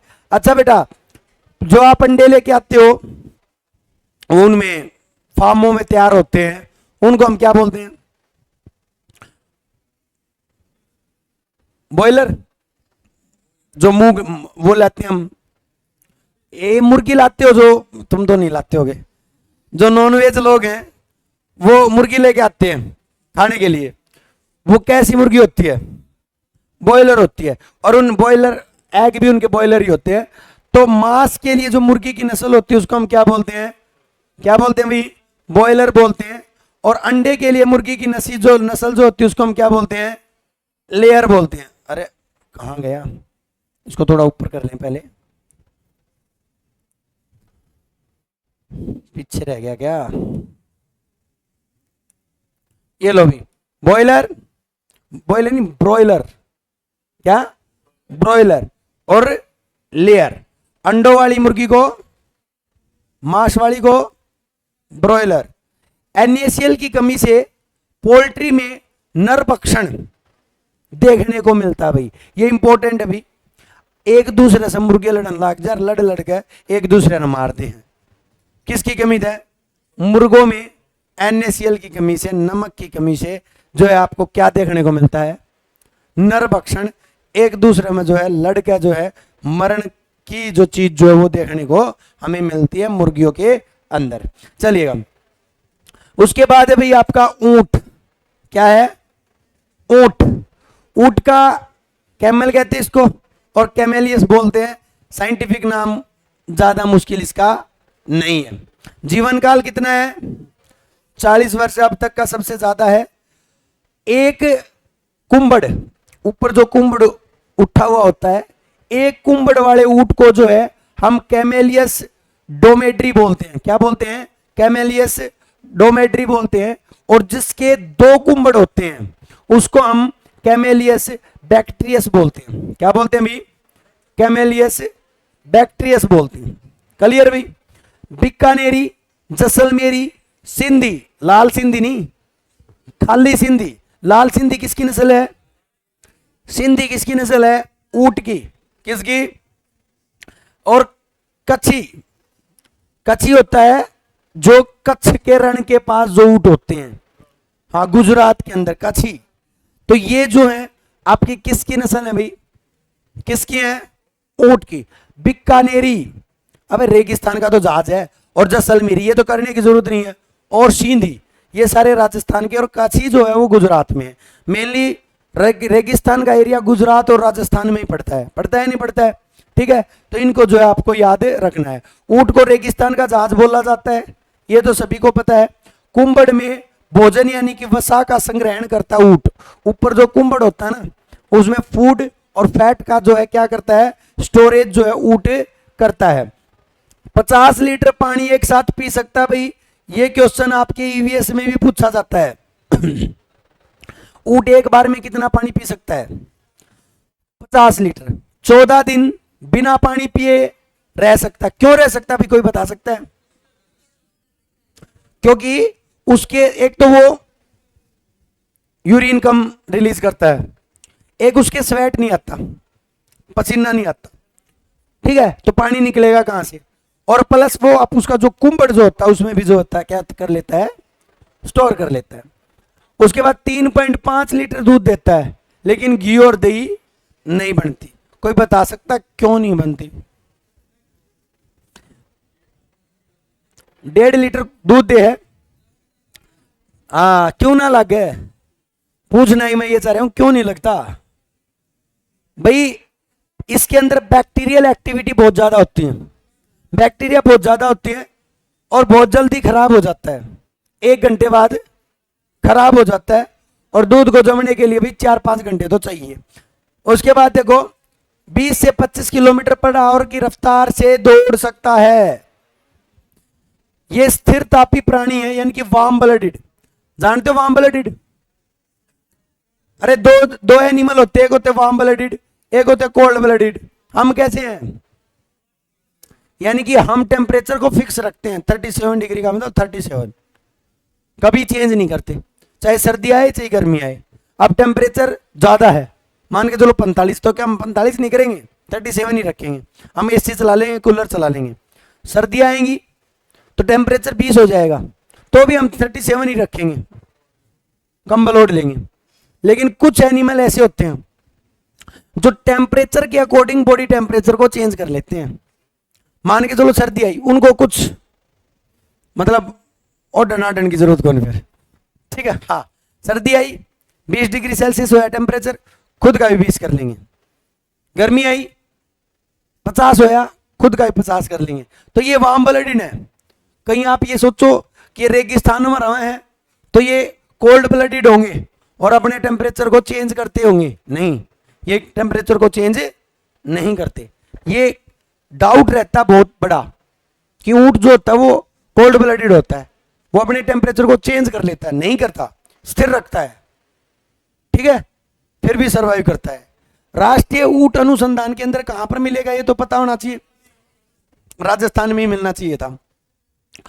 ऊंट का मौसमी प्रजनन मुस्त कहलाता है, क्या कहलाता है अभी, मुस्त कहलाता है। 4 से 5 वर्ष की आयु में जो है पहला जो प्रजनन पहली बार जो है ये बच्चे को जन्म देता है और उसको हम क्या बोलते हैं, मुस्त बोलते हैं। क्लियर है, ये मुस्त को भी मैंने स्टार कर रखा है, इंपॉर्टेंट है, पूछा जा सकता है। उसके बाद अभी आपका मधुमक्खी पालन, ये पशुपालन खत्म हो गया, ये लास्ट है। मधुमक्खी एपीकल्चर कहते हैं। शहद और मोम प्राप्त करने के लिए किया जाता है, एकमात्र ऐसा कि जिसका उत्पादन को मनुष्य खाता है। क्या करता है, अब आप कहोगे सर उत्पादन को खाता है, पॉइंट नोट कीजिएगा, इंपॉर्टेंट है ये। एकमात्र ऐसा जिसके उत्पादन को मनुष्य खाता है, जो वो बनाते हैं। आप कहोगे सर हम तो मीट भी खाओ, तो मीट वो बनाते नहीं है, जबरदस्ती खाते हो, समझ रहे हो, हाँ, वो एग देते हैं, उनको जबरदस्ती खाते हो, लेकिन यहां पर ये जो बनाते हैं उसको हम खाते हैं। वे पौधे जिनसे मधुमक्खी मकरंद इकट्ठा करती हैं उनको क्या बोलते हैं, बी फ्लोरा बोलते हैं। फ्लोरा, फोना और फ्लोरा तो सुने होंगे, तो यहां पर फ्लोरा जहां से मकरंद इकट्ठा करती हैं उनको हम क्या बोलते हैं, बी फ्लोरा बोलते हैं। 1 केजी शहद से 3500 कैलोरी एनर्जी मिल सकती है भाई, 1 केजी शहद से, ये क्वेश्चन आपसे पूछा जा सकता है, ठीक है। हाँ जी सर, क्या करना है, अच्छा अच्छा अच्छा, जोड़ लो जोड़ लो जोड़ लो। शहद में 82% शर्करा और 18% क्या होता है भाई, जल होता है, वाटर होता है। गठिया रोग के दवा के लिए एपिस्टिंचर जो होता है ना, एक केमिकल होता है जिसका नाम होता है एपिस्टिंचर, जिससे गठिया जोड़ों में जो दर्द होता है उसको ठीक करने के लिए यूज किया जाता है, वो भी मधुमक्खी के छत्ते से ही निकाला जाता है। मैं मधुमक्खी के छत्ते से क्या क्या निकाला जाता है वो बता रहा हूं। एक तो हम शहद वगैरह मोम वगैरह तो लेते हैं, एक एपिस्टिंचर क्वेश्चन भी पूछा जा सकता है, गठिया रोग के उपचार में किसका प्रयोग किया जाता है, एपी, एपी मधुमक्खी, रूट वर्ड है ये, याद रखिएगा। उसके बाद एक छत्ता है तो उसके अंदर एक ही रानी होगी भाई, ये बहुत इंपॉर्टेंट है। रानी कितनी होगी, एक होगी। 10% क्या होंगे, नर होंगे, और 90% क्या होंगे, नपुंसक होंगे, श्रमिक होंगे, काम कर रहे होंगे पूरे के पूरे छत्ते के अंदर। क्लियर भाई, ये एग्रीकल्चर हुई ना, सॉरी एनिमल हस्बेंड्री हुई है। अभी एग्रीकल्चर बाकी है। पानी दे रहे थे, कौन दे रहा था, दे दो, चले भाई, लो साइड के उधर बैठ जाऊंगा।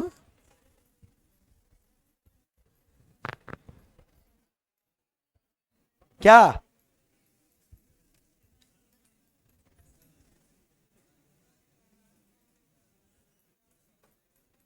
क्या कह रहे हैं पूछना भाई, स्टार्ट रखू ना, मैं तो स्टार्ट ही रखूंगा सर। कंप्लीट करेंगे, एक हो गया, एक और रहेगा, उसमें कम ही है, थोड़ा रह भी गया तो काम चल जाएगा।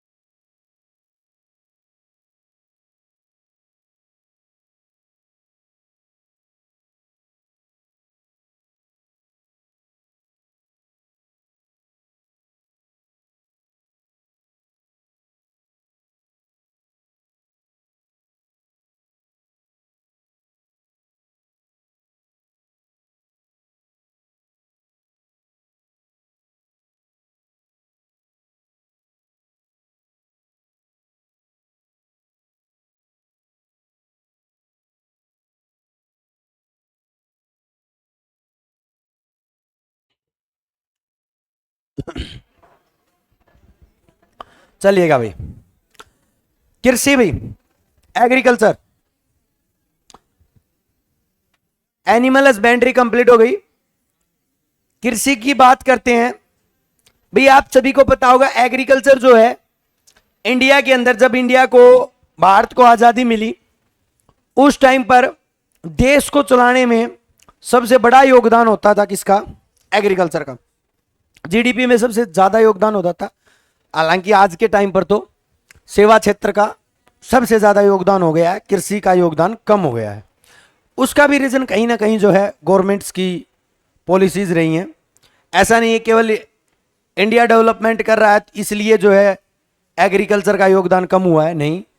अमेरिका वगैरह देशों में एग्रीकल्चर का बहुत ज़्यादा योगदान है, लेकिन इंडिया थोड़ा एग्रीकल्चर के क्षेत्र में थोड़ा पीछे रह गया। उसके रीजंस को भी हम देखेंगे। एग्रीकल्चर भाई वो आप इकोनॉमिक्स में कर लीजिएगा, बजट भी आया है अभी हाल ही में, तो जो बजट आया उसमें एग्रीकल्चर का इकोनॉमिकल सर्वे जरूर करिएगा, क्योंकि हरियाणा के अंदर सबसे ज्यादा जो क्वेश्चन पूछे जाते हैं ना वो इकोनॉमिकल सर्वे से क्वेश्चन पूछे जाते हैं। शायद आपने नोट नहीं की होगी ये चीजें, आप प्रीवियस ईयर उठा के देखना, इकोनॉमिकल सर्वे से अच्छे खासे क्वेश्चन पूछे जाते हैं, तो आप कर लीजिएगा। देखिएगा, सबसे पहले हम बात करते हैं खाद्यान्न फसलों के बारे में। खाद्यान्न का मतलब, हाँ, अन्न जो हम खाते हैं उनकी देश में 66% पर जो है खाद्यान्न फसलें उगती हैं। क्योंकि भारत ये नहीं चाहता हम व्यापार करेंगे, हम तो ये चाहते हैं बस खान का काम चल जाए, सिस्टम फिट है। तो भारत के अंदर 66% पर जो है खाद्यान्न फसलें जो है उगाई जाती हैं, जिसमें मेनली चावल, गेहूं और दाल। अनाजों में भी ऐसा नहीं, अनाज तो बहुत से हैं, लेकिन इंडिया में चावल, गेहूं और दाल, दलहन जिसको हम बोलते हैं, उनमें प्रमुख अनाज की तरफ चलते हैं और जल्दी जल्दी जो है इसको करने की कोशिश करेंगे। मुख्य अनाज में सबसे पहले हम लेते हैं ओरिजा सैटिवा। क्या लेते हैं भाई? ओरिजा सैटिवा। धान से क्वेश्चन आने की संभावना, अगर एग्रीकल्चर से क्वेश्चन आया, मैं गारंटी लेता हूं धान से क्वेश्चन आएगा। धान अब लगाए जा रहे हैं, टाइम चला हुआ, और एग्जामिनर कहीं ना कहीं, एग्जामिनर के मन में ये चीजें जरूर रहती हैं। करंट से जो क्वेश्चन उठने की संभावना बहुत ज्यादा रहती है, तो धान सबसे ज्यादा जरूरी है। धान जिनके अंदर से चावल निकलते हैं, मेनली कई क्षेत्रों में इसको जीरी भी कहते हैं। क्या बोलते हैं? जीरी। पहली बात तो एक बात याद रखना, धान की पौध लगाई जाती है, धान का बीज नहीं बोया जाता। धान की क्या लगाई जाती है? पौध लगाई जाती है। ऐसे करके बीज से पौधा बना लिया जाता है और पौधे को उखाड़कर जो है पानी के अंदर जो है लगाई जाती है। धान तर एरिया में लगाए जाते हैं। तर का मतलब जहां पानी बहुत ज्यादा है। हालांकि हरियाणा गवर्नमेंट धान को न लगाने के लिए, कि कोई धान न लगाए, उसके लिए पैसे दे रही है कि आप, हाँ, 7,000 रुपए दे रही है कि आपको धान नहीं लगाने हैं। क्यों नहीं लगाने हैं? क्योंकि भारत के पास इतने रिसोर्सेज नहीं है पानी के, नहीं कोई नहर है। एक यमुना नहर है वो जो भारत के एक छोर से बहती है, लेकिन धान तो हम मेनली अगर इस एरिया को छोड़ दें, दक्षिण भारत को, और सब जगह धान लगाए जाते हैं, जिससे जो ट्यूबवेल्स वगैरह जो चलते हैं, जिससे जो जमीन का जो पानी है उसका जो स्तर जो है वो बहुत नीचे जा रहा है। इसलिए हरियाणा गवर्नमेंट जो है धान न लगाने के लिए जो है किसानों को 7,000 रुपए दे रही है। भाई तुम 7,000 रुपये लो, धान नहीं लगाने तुमने। उसका रीजन समझ गए होगे क्यों नहीं लगाना चाह रही, ताकि, तो धान के बारे में सुन लो भाई, बहुत इंपॉर्टेंट है। सबसे ज्यादा जो धान है वो ऑस्ट्रेलिया में लगाए जाते हैं। कहां पर? ऑस्ट्रेलिया में। और इसका उत्पादन सबसे ज्यादा कहां पर होता है? दो चीज होते हैं, उत्पादकता और उत्पादन। लगाए तो जाते हैं लेकिन उससे माड़ा मसाला नहीं आता। भाई मैंने लगा तो दिए बहुत ज्यादा एरिया में, ऑस्ट्रेलिया करता है सेम, बहुत ज्यादा एरिया में लगा देता है, लेकिन उसका उत्पादन नहीं आता। यानी कि जितने एरिया में लगाया है उतने एरिया में से उतना माल नहीं आता। हम बहुत ज्यादा कंफ्यूज रहते हैं, सर ये उत्पादकता और उत्पादन में क्या फर्क है? क्या फर्क है? यही फर्क है भी। मैंने ज्यादा एरिया में लगाया, मान के चलो एक तो मैंने लगाया 1 किले में और एक उस लड़के ने लगाया 1 किले में। मैंने 1 किले में धान पैदा किए 50 मन, इतने तो ये जानते होंगे, और उसने करे कितने? 70 मन। सॉरी, मन ने 2 मन लगाए, उसमें ने 1 मन लगाए, उसने 70 मन पैदा करे, मन ने 50 मन। जमीन किसके पास ज्यादा थी? मेरे पास, यानी कि मेरी उत्पादकता की है ज्यादा, लेकिन उत्पादन की है भाई, लिया तो मैंने के है, निकाला के कम। तो इस प्रकार उत्पादकता ऑस्ट्रेलिया की ज्यादा है, लगाव ऑस्ट्रेलिया ज्यादा है, लेकिन उत्पादन कौन ज्यादा करे है? चावल कौन ज्यादा बनाओ है? धान किसके पास ज्यादा है? बोआ कौन ज्यादा, मतलब कोनी, धान किसके पास ज्यादा हो है? चीन के पास ज्यादा हो है। अगर मैं बात करूं भारत की, भारत में सबसे ज्यादा धान कौन लगाओ है? बताओ भी। पश्चिम बंगाल। कौन लगाता है? अगर मैं बात करूं हरियाणा की, तो हरियाणा में सबसे ज्यादा धान कौन लगाता है? करनाल लगाता है। तो ये बात याद रखिएगा, ऑस्ट्रेलिया, चीन, पश्चिम बंगाल और करनाल तक जो है हम आ चुके हैं। यहां पर अगर मैं बात करूं, ये उष्ण आर्द्र कटिबंधीय फसल है। इसका मतलब क्या है? उष्ण आर्द्र कटिबंधीय फसल का मतलब जहां पर तापमान के साथ पानी यानी कि बारिश की जरूरत होती है। तापमान भी चाहिए, ह्यूमस भी चाहिए, ह्यूमिडिटी भी चाहिए और पानी भी चाहिए, ऐसी फसल है।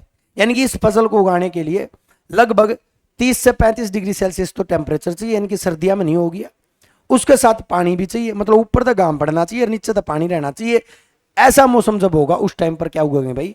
धान उगेंगे। सिंपल सिंपल शब्द में कहूं तो मैं, ठीक है। मूल स्थान कहां से ये, मतलब इसकी उपज कहां से हुई? तो दक्षिण पूर्व एशिया से जो है इसको माना जाता है कि इसकी जो शुरुआत जो है वो यहीं से हुई। तापमान 24 डिग्री सेल्सियस और जो वाटर जो वो कितना चाहिए, पानी जो वो कितना चाहिए, वर्षा जो वो कितना चाहिए, 100 सेंटीमीटर चाहिए। कितनी चाहिए भी? 100 सेंटीमीटर। लगभग धान में पानी खड़ा रहना चाहिए, सिंपल सी बात है यार, ठीक है। और ऊपर तापमान भी चाहिए भाई, ऊपर तापमान भी चाहिए, रूम टेम्परेचर तो मेनली चाहिए।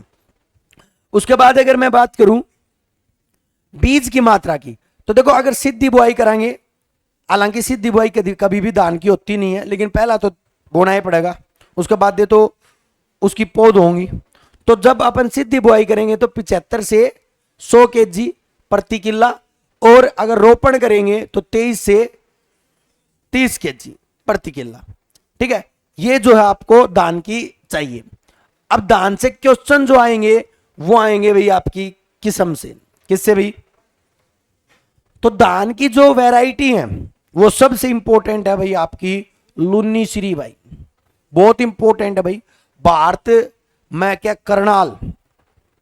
करनाल में जो धान का सेंटर है उसने बनाई थी लुन्नी श्री, जिसमें पानी की तो कम जरूरत पड़े और पैदावार ज्यादा दे। सबसे इंपॉर्टेंट नस्ल है रोहिणी, भी बहुत इंपॉर्टेंट है। पुस्सा 33 अपा ले आवा यहां, इसके बारे में आपने पता है। और बासमती को तो कौन नहीं जानता, बासमती सुगंधित चावल के नाम से जाने जाते हैं।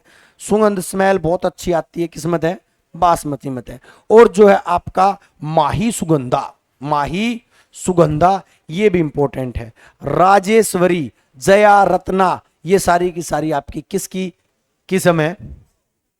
चावल की। इसमें आपको बासमती, माही सुगंधा, राजेश्वरी, पुस्सा 33, रोहिणी और लुन्नीश्री, ये तो आपको याद रखनी ही रखनी है। वैसे जितनी भी ये नस्ल हैं सारी की सारी इंपॉर्टेंट ही हैं, सारी वो नहीं है कि जो क्वेश्चन ना ही आ सके, ऐसा नहीं हो सकता। श्री विधि सुन लेना। श्री विधि क्या होती है? लुन्नी श्री से ही ली गई थी। श्री विधि क्या होती है? धान की अधिक उत्पादन और कम पानी की आवश्यकता के लिए हेनरी डे लाउलानी द्वारा मेडागास्कर एक जगह है में श्री विकसित की गई। इसको मेडागास्कर विधि भी कहते हैं। सुनिएगा श्री विधि क्या है। श्री विधि के अंदर हम क्या करते हैं, कम पानी में ज्यादा धान उपज करने की एक विधि है, जो कहां पर विकसित की गई? मेडागास्कर नाम की जगह पर। कहां पर है मेडागास्कर?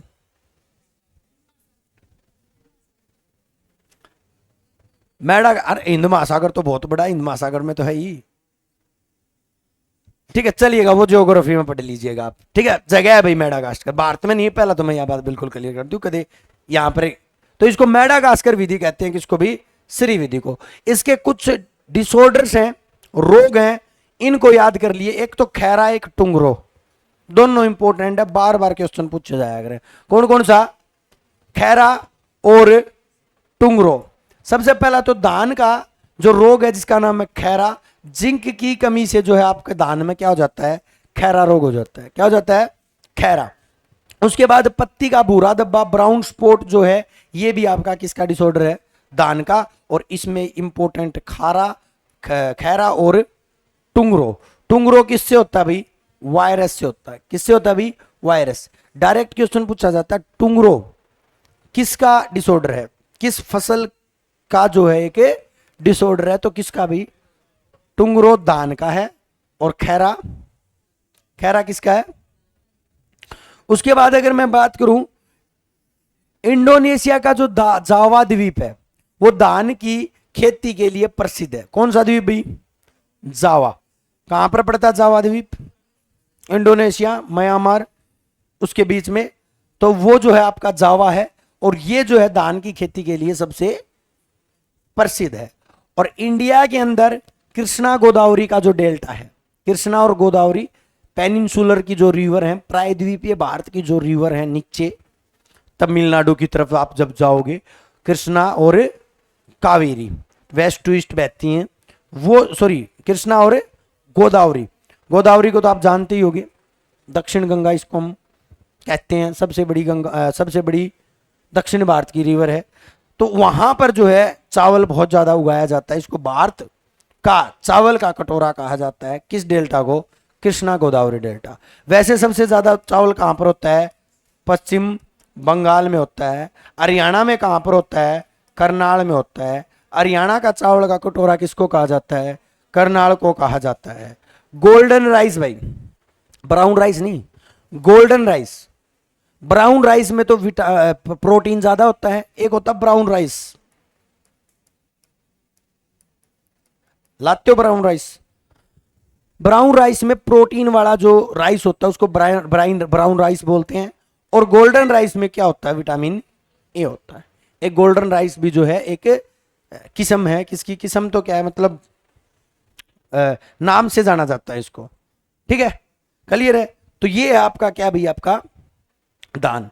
तो दान में इतना ज्यादा कुछ है नहीं, आपको दो तीन इसकी किस्मों को याद रखना है। कौन सी किस्म क्या है, कब बोया जाता है, कैसी फसल है ये, खरीफ की फसल है। दान कैसी फसल है, खरीफ की। गर्मियों में मेनली बोया जाता है, पानी की जरूरत होती है, तापमान भी जो इसके ऊपर रहना चाहिए। ये सारी बात लुन्नी श्री वगैरह जो है आपकी, ये किस्म जो है वो आपको ये याद रख लेनी है। खैरा और टुंगरो ये डिसऑर्डर याद रख लेने हैं, काम आपका जो है चल जाएगा। उसके बाद अभी आपका गेहूं, ट्रिटिकम एस्टिवम।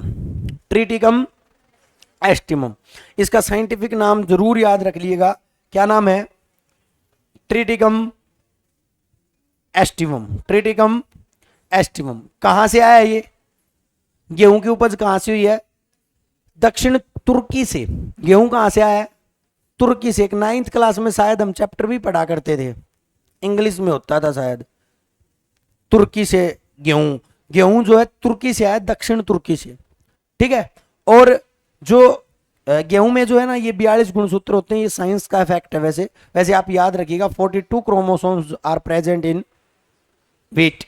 ठीक है, गेहूं में कितने होते हैं, 42। अपने अंदर कितने होते हैं, कितने होते हैं, अच्छा 46 होते हैं क्या, फिर ठीक है। 23 पेयर्स, पेयर्स में होते हैं, ठीक है। अच्छा, अपने अंदर ऑटोसोम कितने होते हैं, ऑटोसोम। आपसे क्वेश्चन पूछा जाए, how many autosome chromosome are present in human body,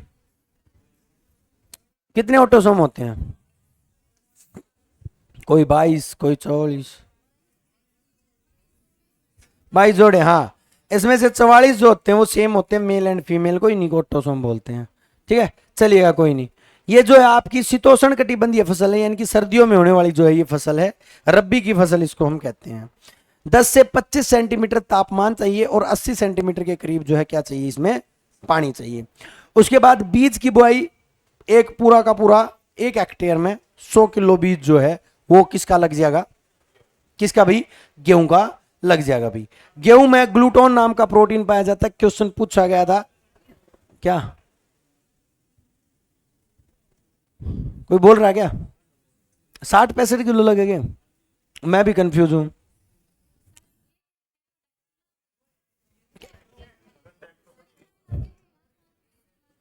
ठीक से भाई, शायद ठीक होगा, चेक कर लियो, गलत ना पाओगा शायद। गेहूं में ग्लूटोन नाम का प्रोटीन पाया जाता है। ये क्वेश्चन आपसे पूछा जा सकता है, कौन सा प्रोटीन जो है गेहूं के अंदर जो है वो पाया जाता है। हरित क्रांति बस भाई कब आई थी भाई? हरित क्रांति, ग्रीन रिवॉल्यूशन 1966 से 68, कौन लाया था?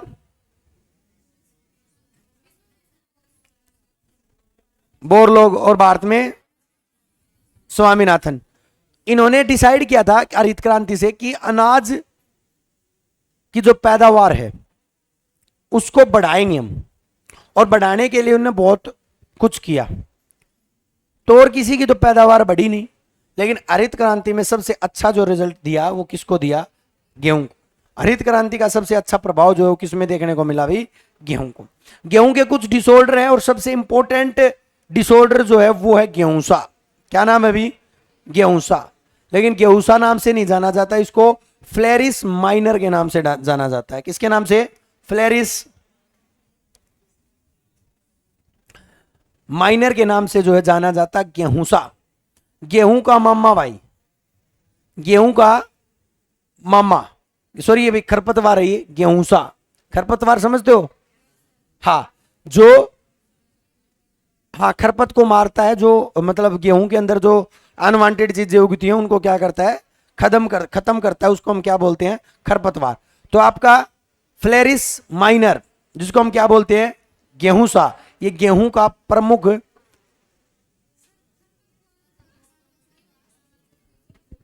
खरपतवार घास होता है क्या? एंटीसाइड नहीं होता क्या ये? अच्छा, मतलब ये खराब है, तो फिर गेहूं का मुंह मामा क्यों कहीं ने? बस वही रे,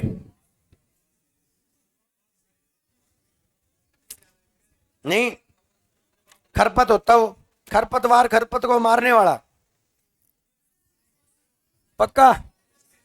ये रहा देख, 240 इथाइल एस्टर, ये भी खरपतवार है। क्या है? नाशक है। लो भाई, ये नाशक ही है। तो ये नहीं है ऊपर वाला? पक्का? लो भाई, ऊपर वाला भी नाशक है। अरे किसी का मामा खरपतवार हो सके कि? सोच के देखो भाई, इसने नू कहा गेहूं का मामा आयो, तो गेहूं का तर अच्छा होगा, खराब तो नहीं हो सकता भाई। सिंपल देखो, हिंदी में हो सकता है ये ओए, हाँ वो कृष्ण वाला हो सके है, कंस हो सके है। सुन लो मेरी बात, हो सकता है हिंदी में इसको, ये एंटीसाइड है ये दोनों के दोनों, गेहूंसा भी और 2,4-डी इथाइल एस्टर भी। और वैसे इतनी देर अगर आपसे डिबेट हो गई तो चेक ही कर लेते इतनी देर में, गुच्छेदार घास है। और ये चेक ही कर लो भाई, जल्दी, क्विक। अरे क्या हो गया? ये सब रहेगे, मान जाऊंगा, रुक जाओ 1 मिनट 2 मिनट, में मना नहीं कर रहा भाई, मैं कह रहा हूं उसको बता, कह रखिए वो कर रहा है, चीजों को कर रहा है।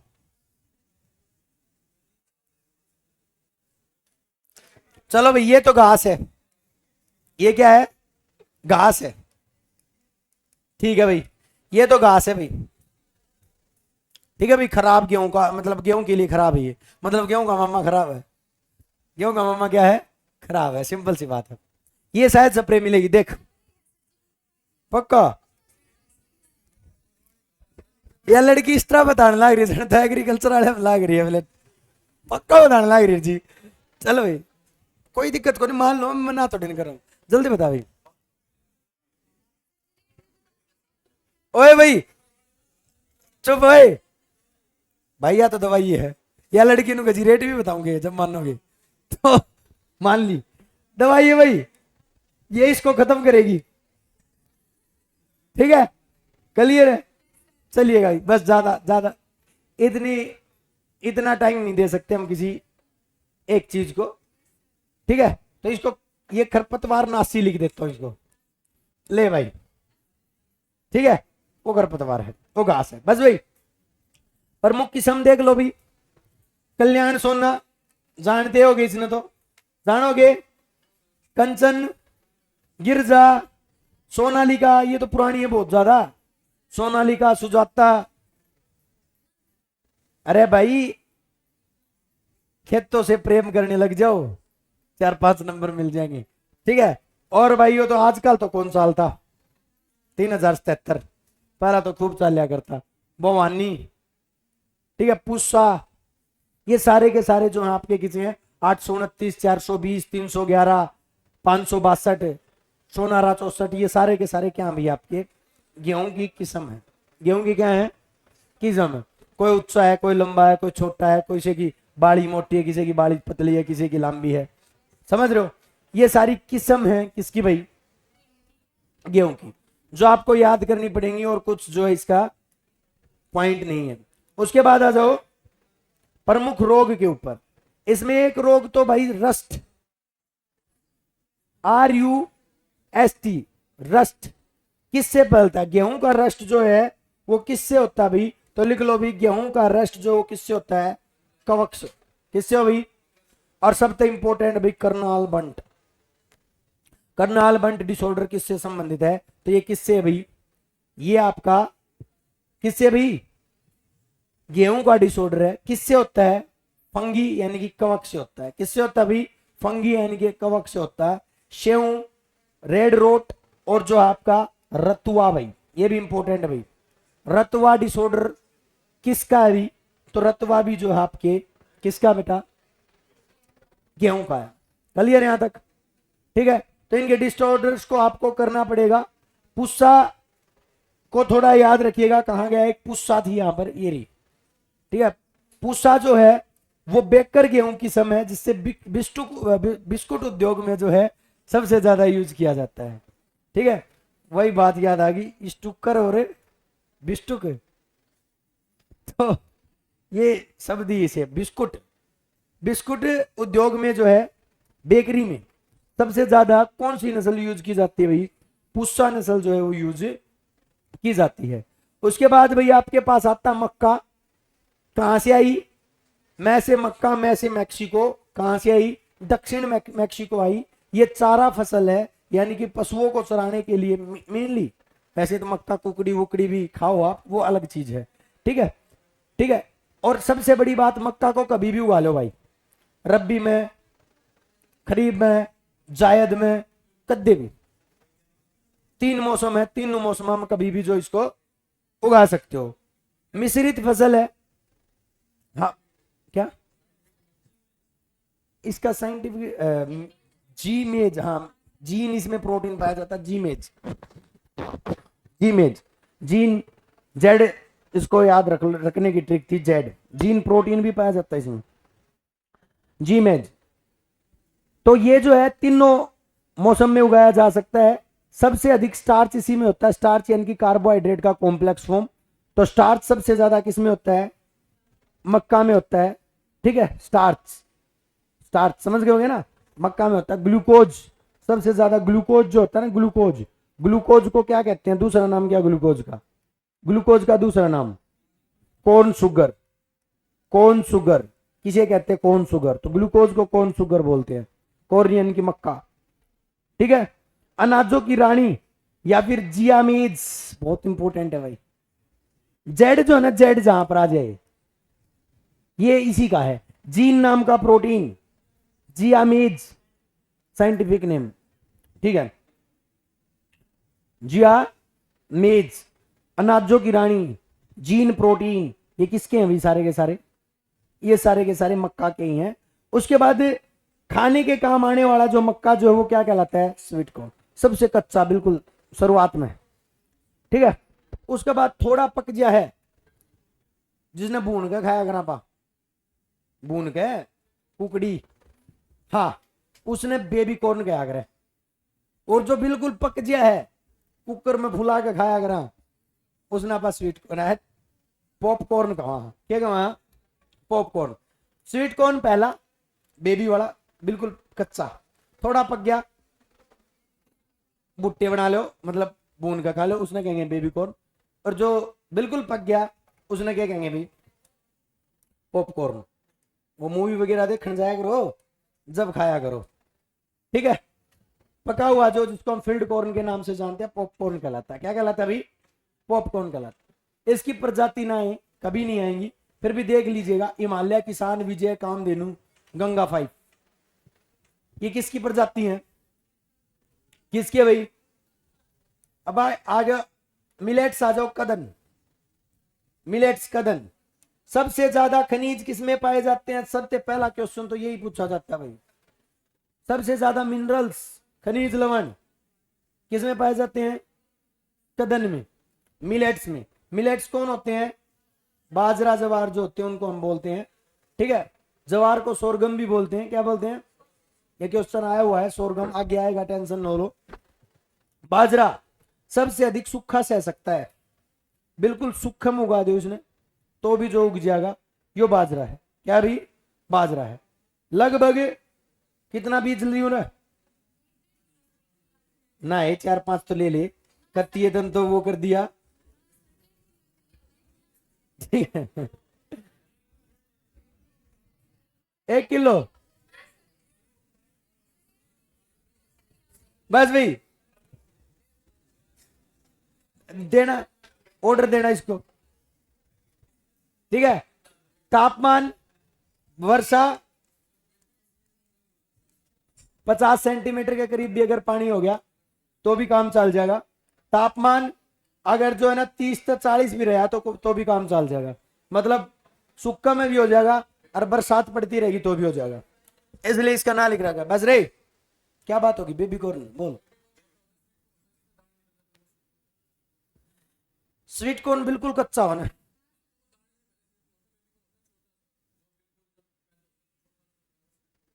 नहीं उस बेबी कॉर्न तो जो पक्के जो भुट्टे बनाते हैं ना पा उसको बेबी कॉर्न।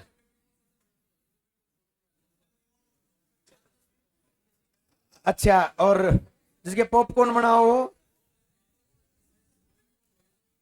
इसका देख तू एक और बीज देख बाजरा का जल्दी देख। बस रे ये भाई देख लियो तुम थोड़े बहुत बेबी भाभी तो तुम भी देख सको ठीक है तो देख लियो भाई बेबी कॉर्न। यो भाई नो का बेबी तो बिल्कुल छोटा हो जी तो मान लो मान। अरे 4 से 5 किलोग्राम वैसे तो ठीक है गुण है वही फंस गया ये वो क्या ना प्रैक्टिकल का आगे थ्योरी हार जाए तो वाह बढ़ रही है। 1-1.5 कर लियो भाई एक बार बता दे यार।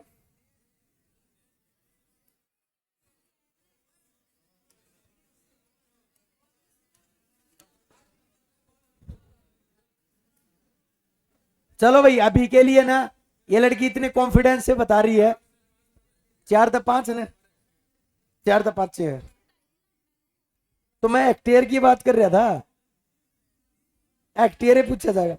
बस भाई बस कोई ना बाजरे की किस्म इतनी ज्यादा ठीक है कोई आ रही है इसमें ये ले RHB 127 HHB 272 NBH 149 क्लियर है। बस इसको एक ही याद रखना खनिज लवण सबसे ज्यादा पाए जाते हैं यही क्वेश्चन आएगा और कोई क्वेश्चन नहीं आएगा। और एक सोरगम आ सकता है, जवार का दूसरा नाम क्या है सोरगम है दलहनी। दलहनी ये क्वेश्चन आजकल जो है ना जो पिछली बार पूछे गए थे इनके परिवार के नाम पूछे गए थे। जो दलहनी फसल जो है दाल वाली वो किस परिवार से बिलोंग करते हैं तो ये लेग्यूम परिवार से बिलोंग करते हैं। किस फैमिली का पौधा भी दलहन दाल लेग्यूम से। 11 पौधे देख लो क्या क्या जो है दालों में आते हैं। मटर दाल में आओ भाई, सोयाबीन भी दाल में आओ है, मूंगफली मेथी दाल दाल तो सही चना मसूर मोट उड़द ठीक है, चना राजमा, गवार, गवार और जवार फर्क है। जवार मिलेट्स है और यहां पर गवार दलहन है। ओ हरियाणा वासियों, गवार, अरे मैं फसल का नाम बता रहा हूं भाई।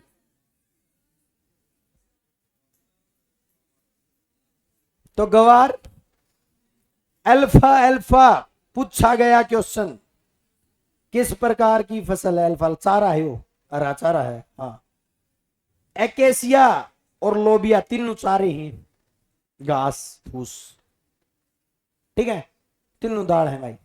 दलहन, सॉरी दाल नहीं, दलहन। दलहन के अंदर 11 पौधे आते हैं, मटर, सोयाबीन, मूंगफली। वैसे सोयाबीन और मूंगफली तिलहन भी है। ऐसी फसल जो तिलहन और दलहन दोनों है वो आपकी सोयाबीन और मूंगफली है, सोयाबीन और मूंगफली है, ठीक है। अरे ये तो बिल्कुल बेसिक अपना हरियाणा चल रहा है, फिर भी आप इसमें इंटरेस्ट नहीं ले रहे। ठीक है भाई। प्रोटीन अधिक मात्रा में दलहन में होती है, सोयाबीन में 42% होती है। उसके बाद सबसे इंपॉर्टेंट, नाइट्रोजन स्थिरीकरण करने में रोल। नाइट्रोजन स्थिरीकरण क्या होता है, कोई बताएगा? हाँ, नाइट्रोजन फिक्सेशन। जैसे हम फूड खाते हैं वैसे ही पौधों के लिए एनपीके फूड है। एन नाइट्रोजन, पी फॉस्फोरस, के पोटासियम, एनपीके फूड है। और सबसे जरूरी है नाइट्रोजन। और जो प्लांट की जो जड़ होती हैं उनके अंदर राइजोइड्स होते हैं, वो नाइट्रोजन का फिक्सेशन करते हैं, यानी कि मिट्टी में से नाइट्रोजन को लेते हैं और प्लांट की ग्रोथ करवाते हैं। तो सबसे ज्यादा नाइट्रोजन का फिक्सेशन करने वाली जो फसल है वो आपकी कौन होती है? दलहन। और दलहन में भी कौन होती है?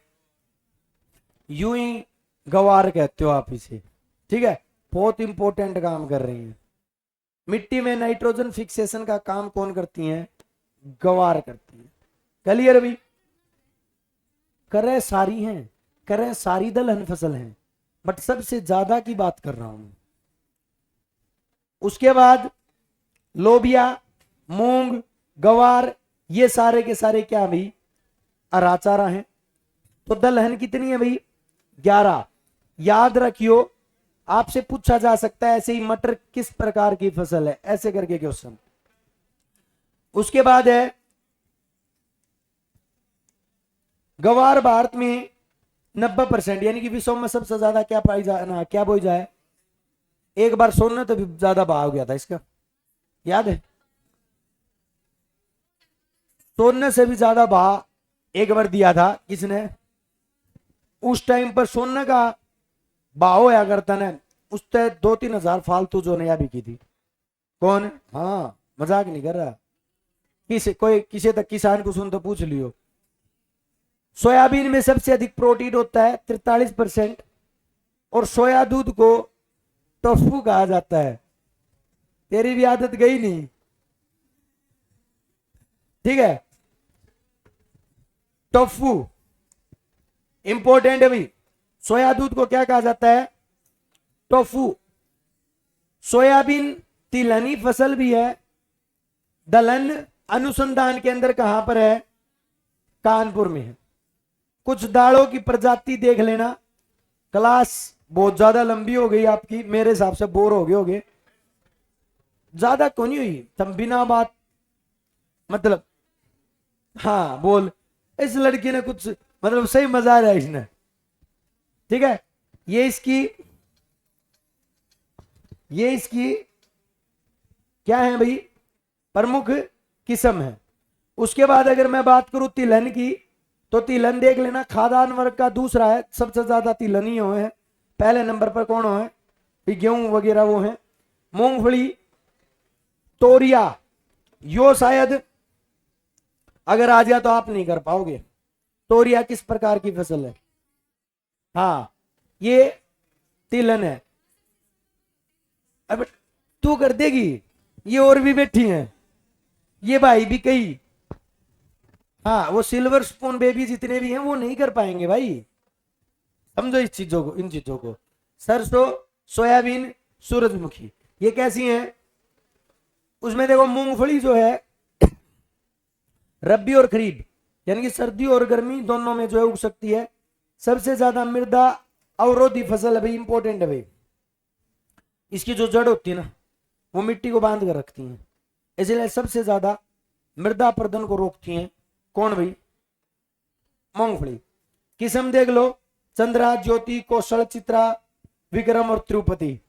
ठीक है। रोग, टिक्का रोग भाई सबसे इंपॉर्टेंट भाई। टिक्का रोग का संबंध किस फसल से है? मूंगफली से। किससे होता है? कवक से।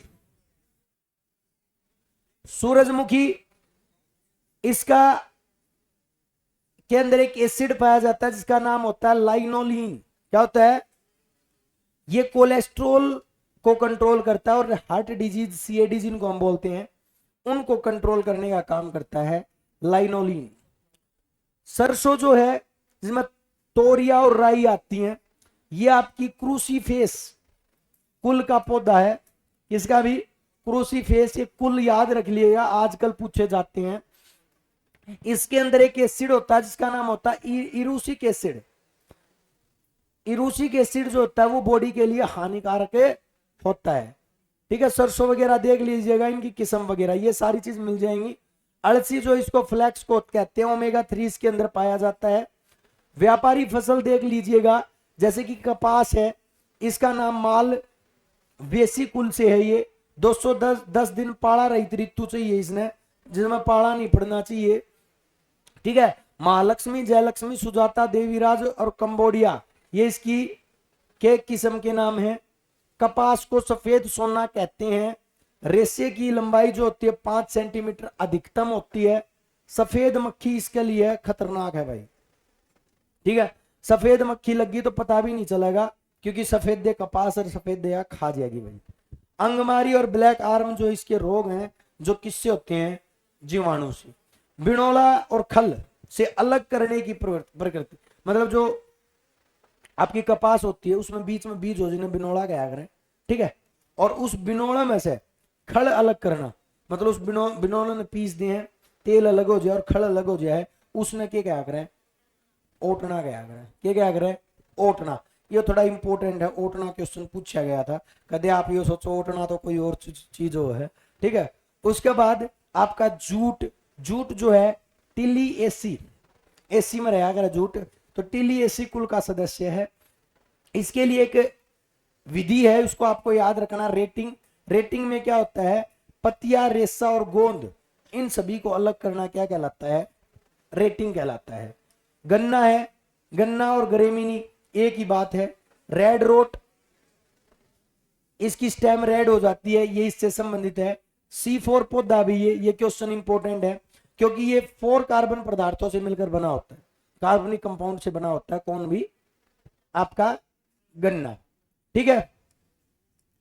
और ये छोटे छोटे रह गए भी, आप कर ही लोगे, अब तो कर लेना भी, बागवानी में है। और वैसे तो फ्रूट वगैरह भी डाल रखे इसमें, सारे के सारे केला, सेब, सब चीज डाल रखी है। आप खा लियो भाई। ठीक है। खा लोगे ना? थोड़ा रहेगा, कोई दिक्कत कोई नहीं। केले सेब जो है इन्हें मतलब पॉइंट टू पॉइंट लिख रखा है, जो एग्जाम ओरिएंटेड है।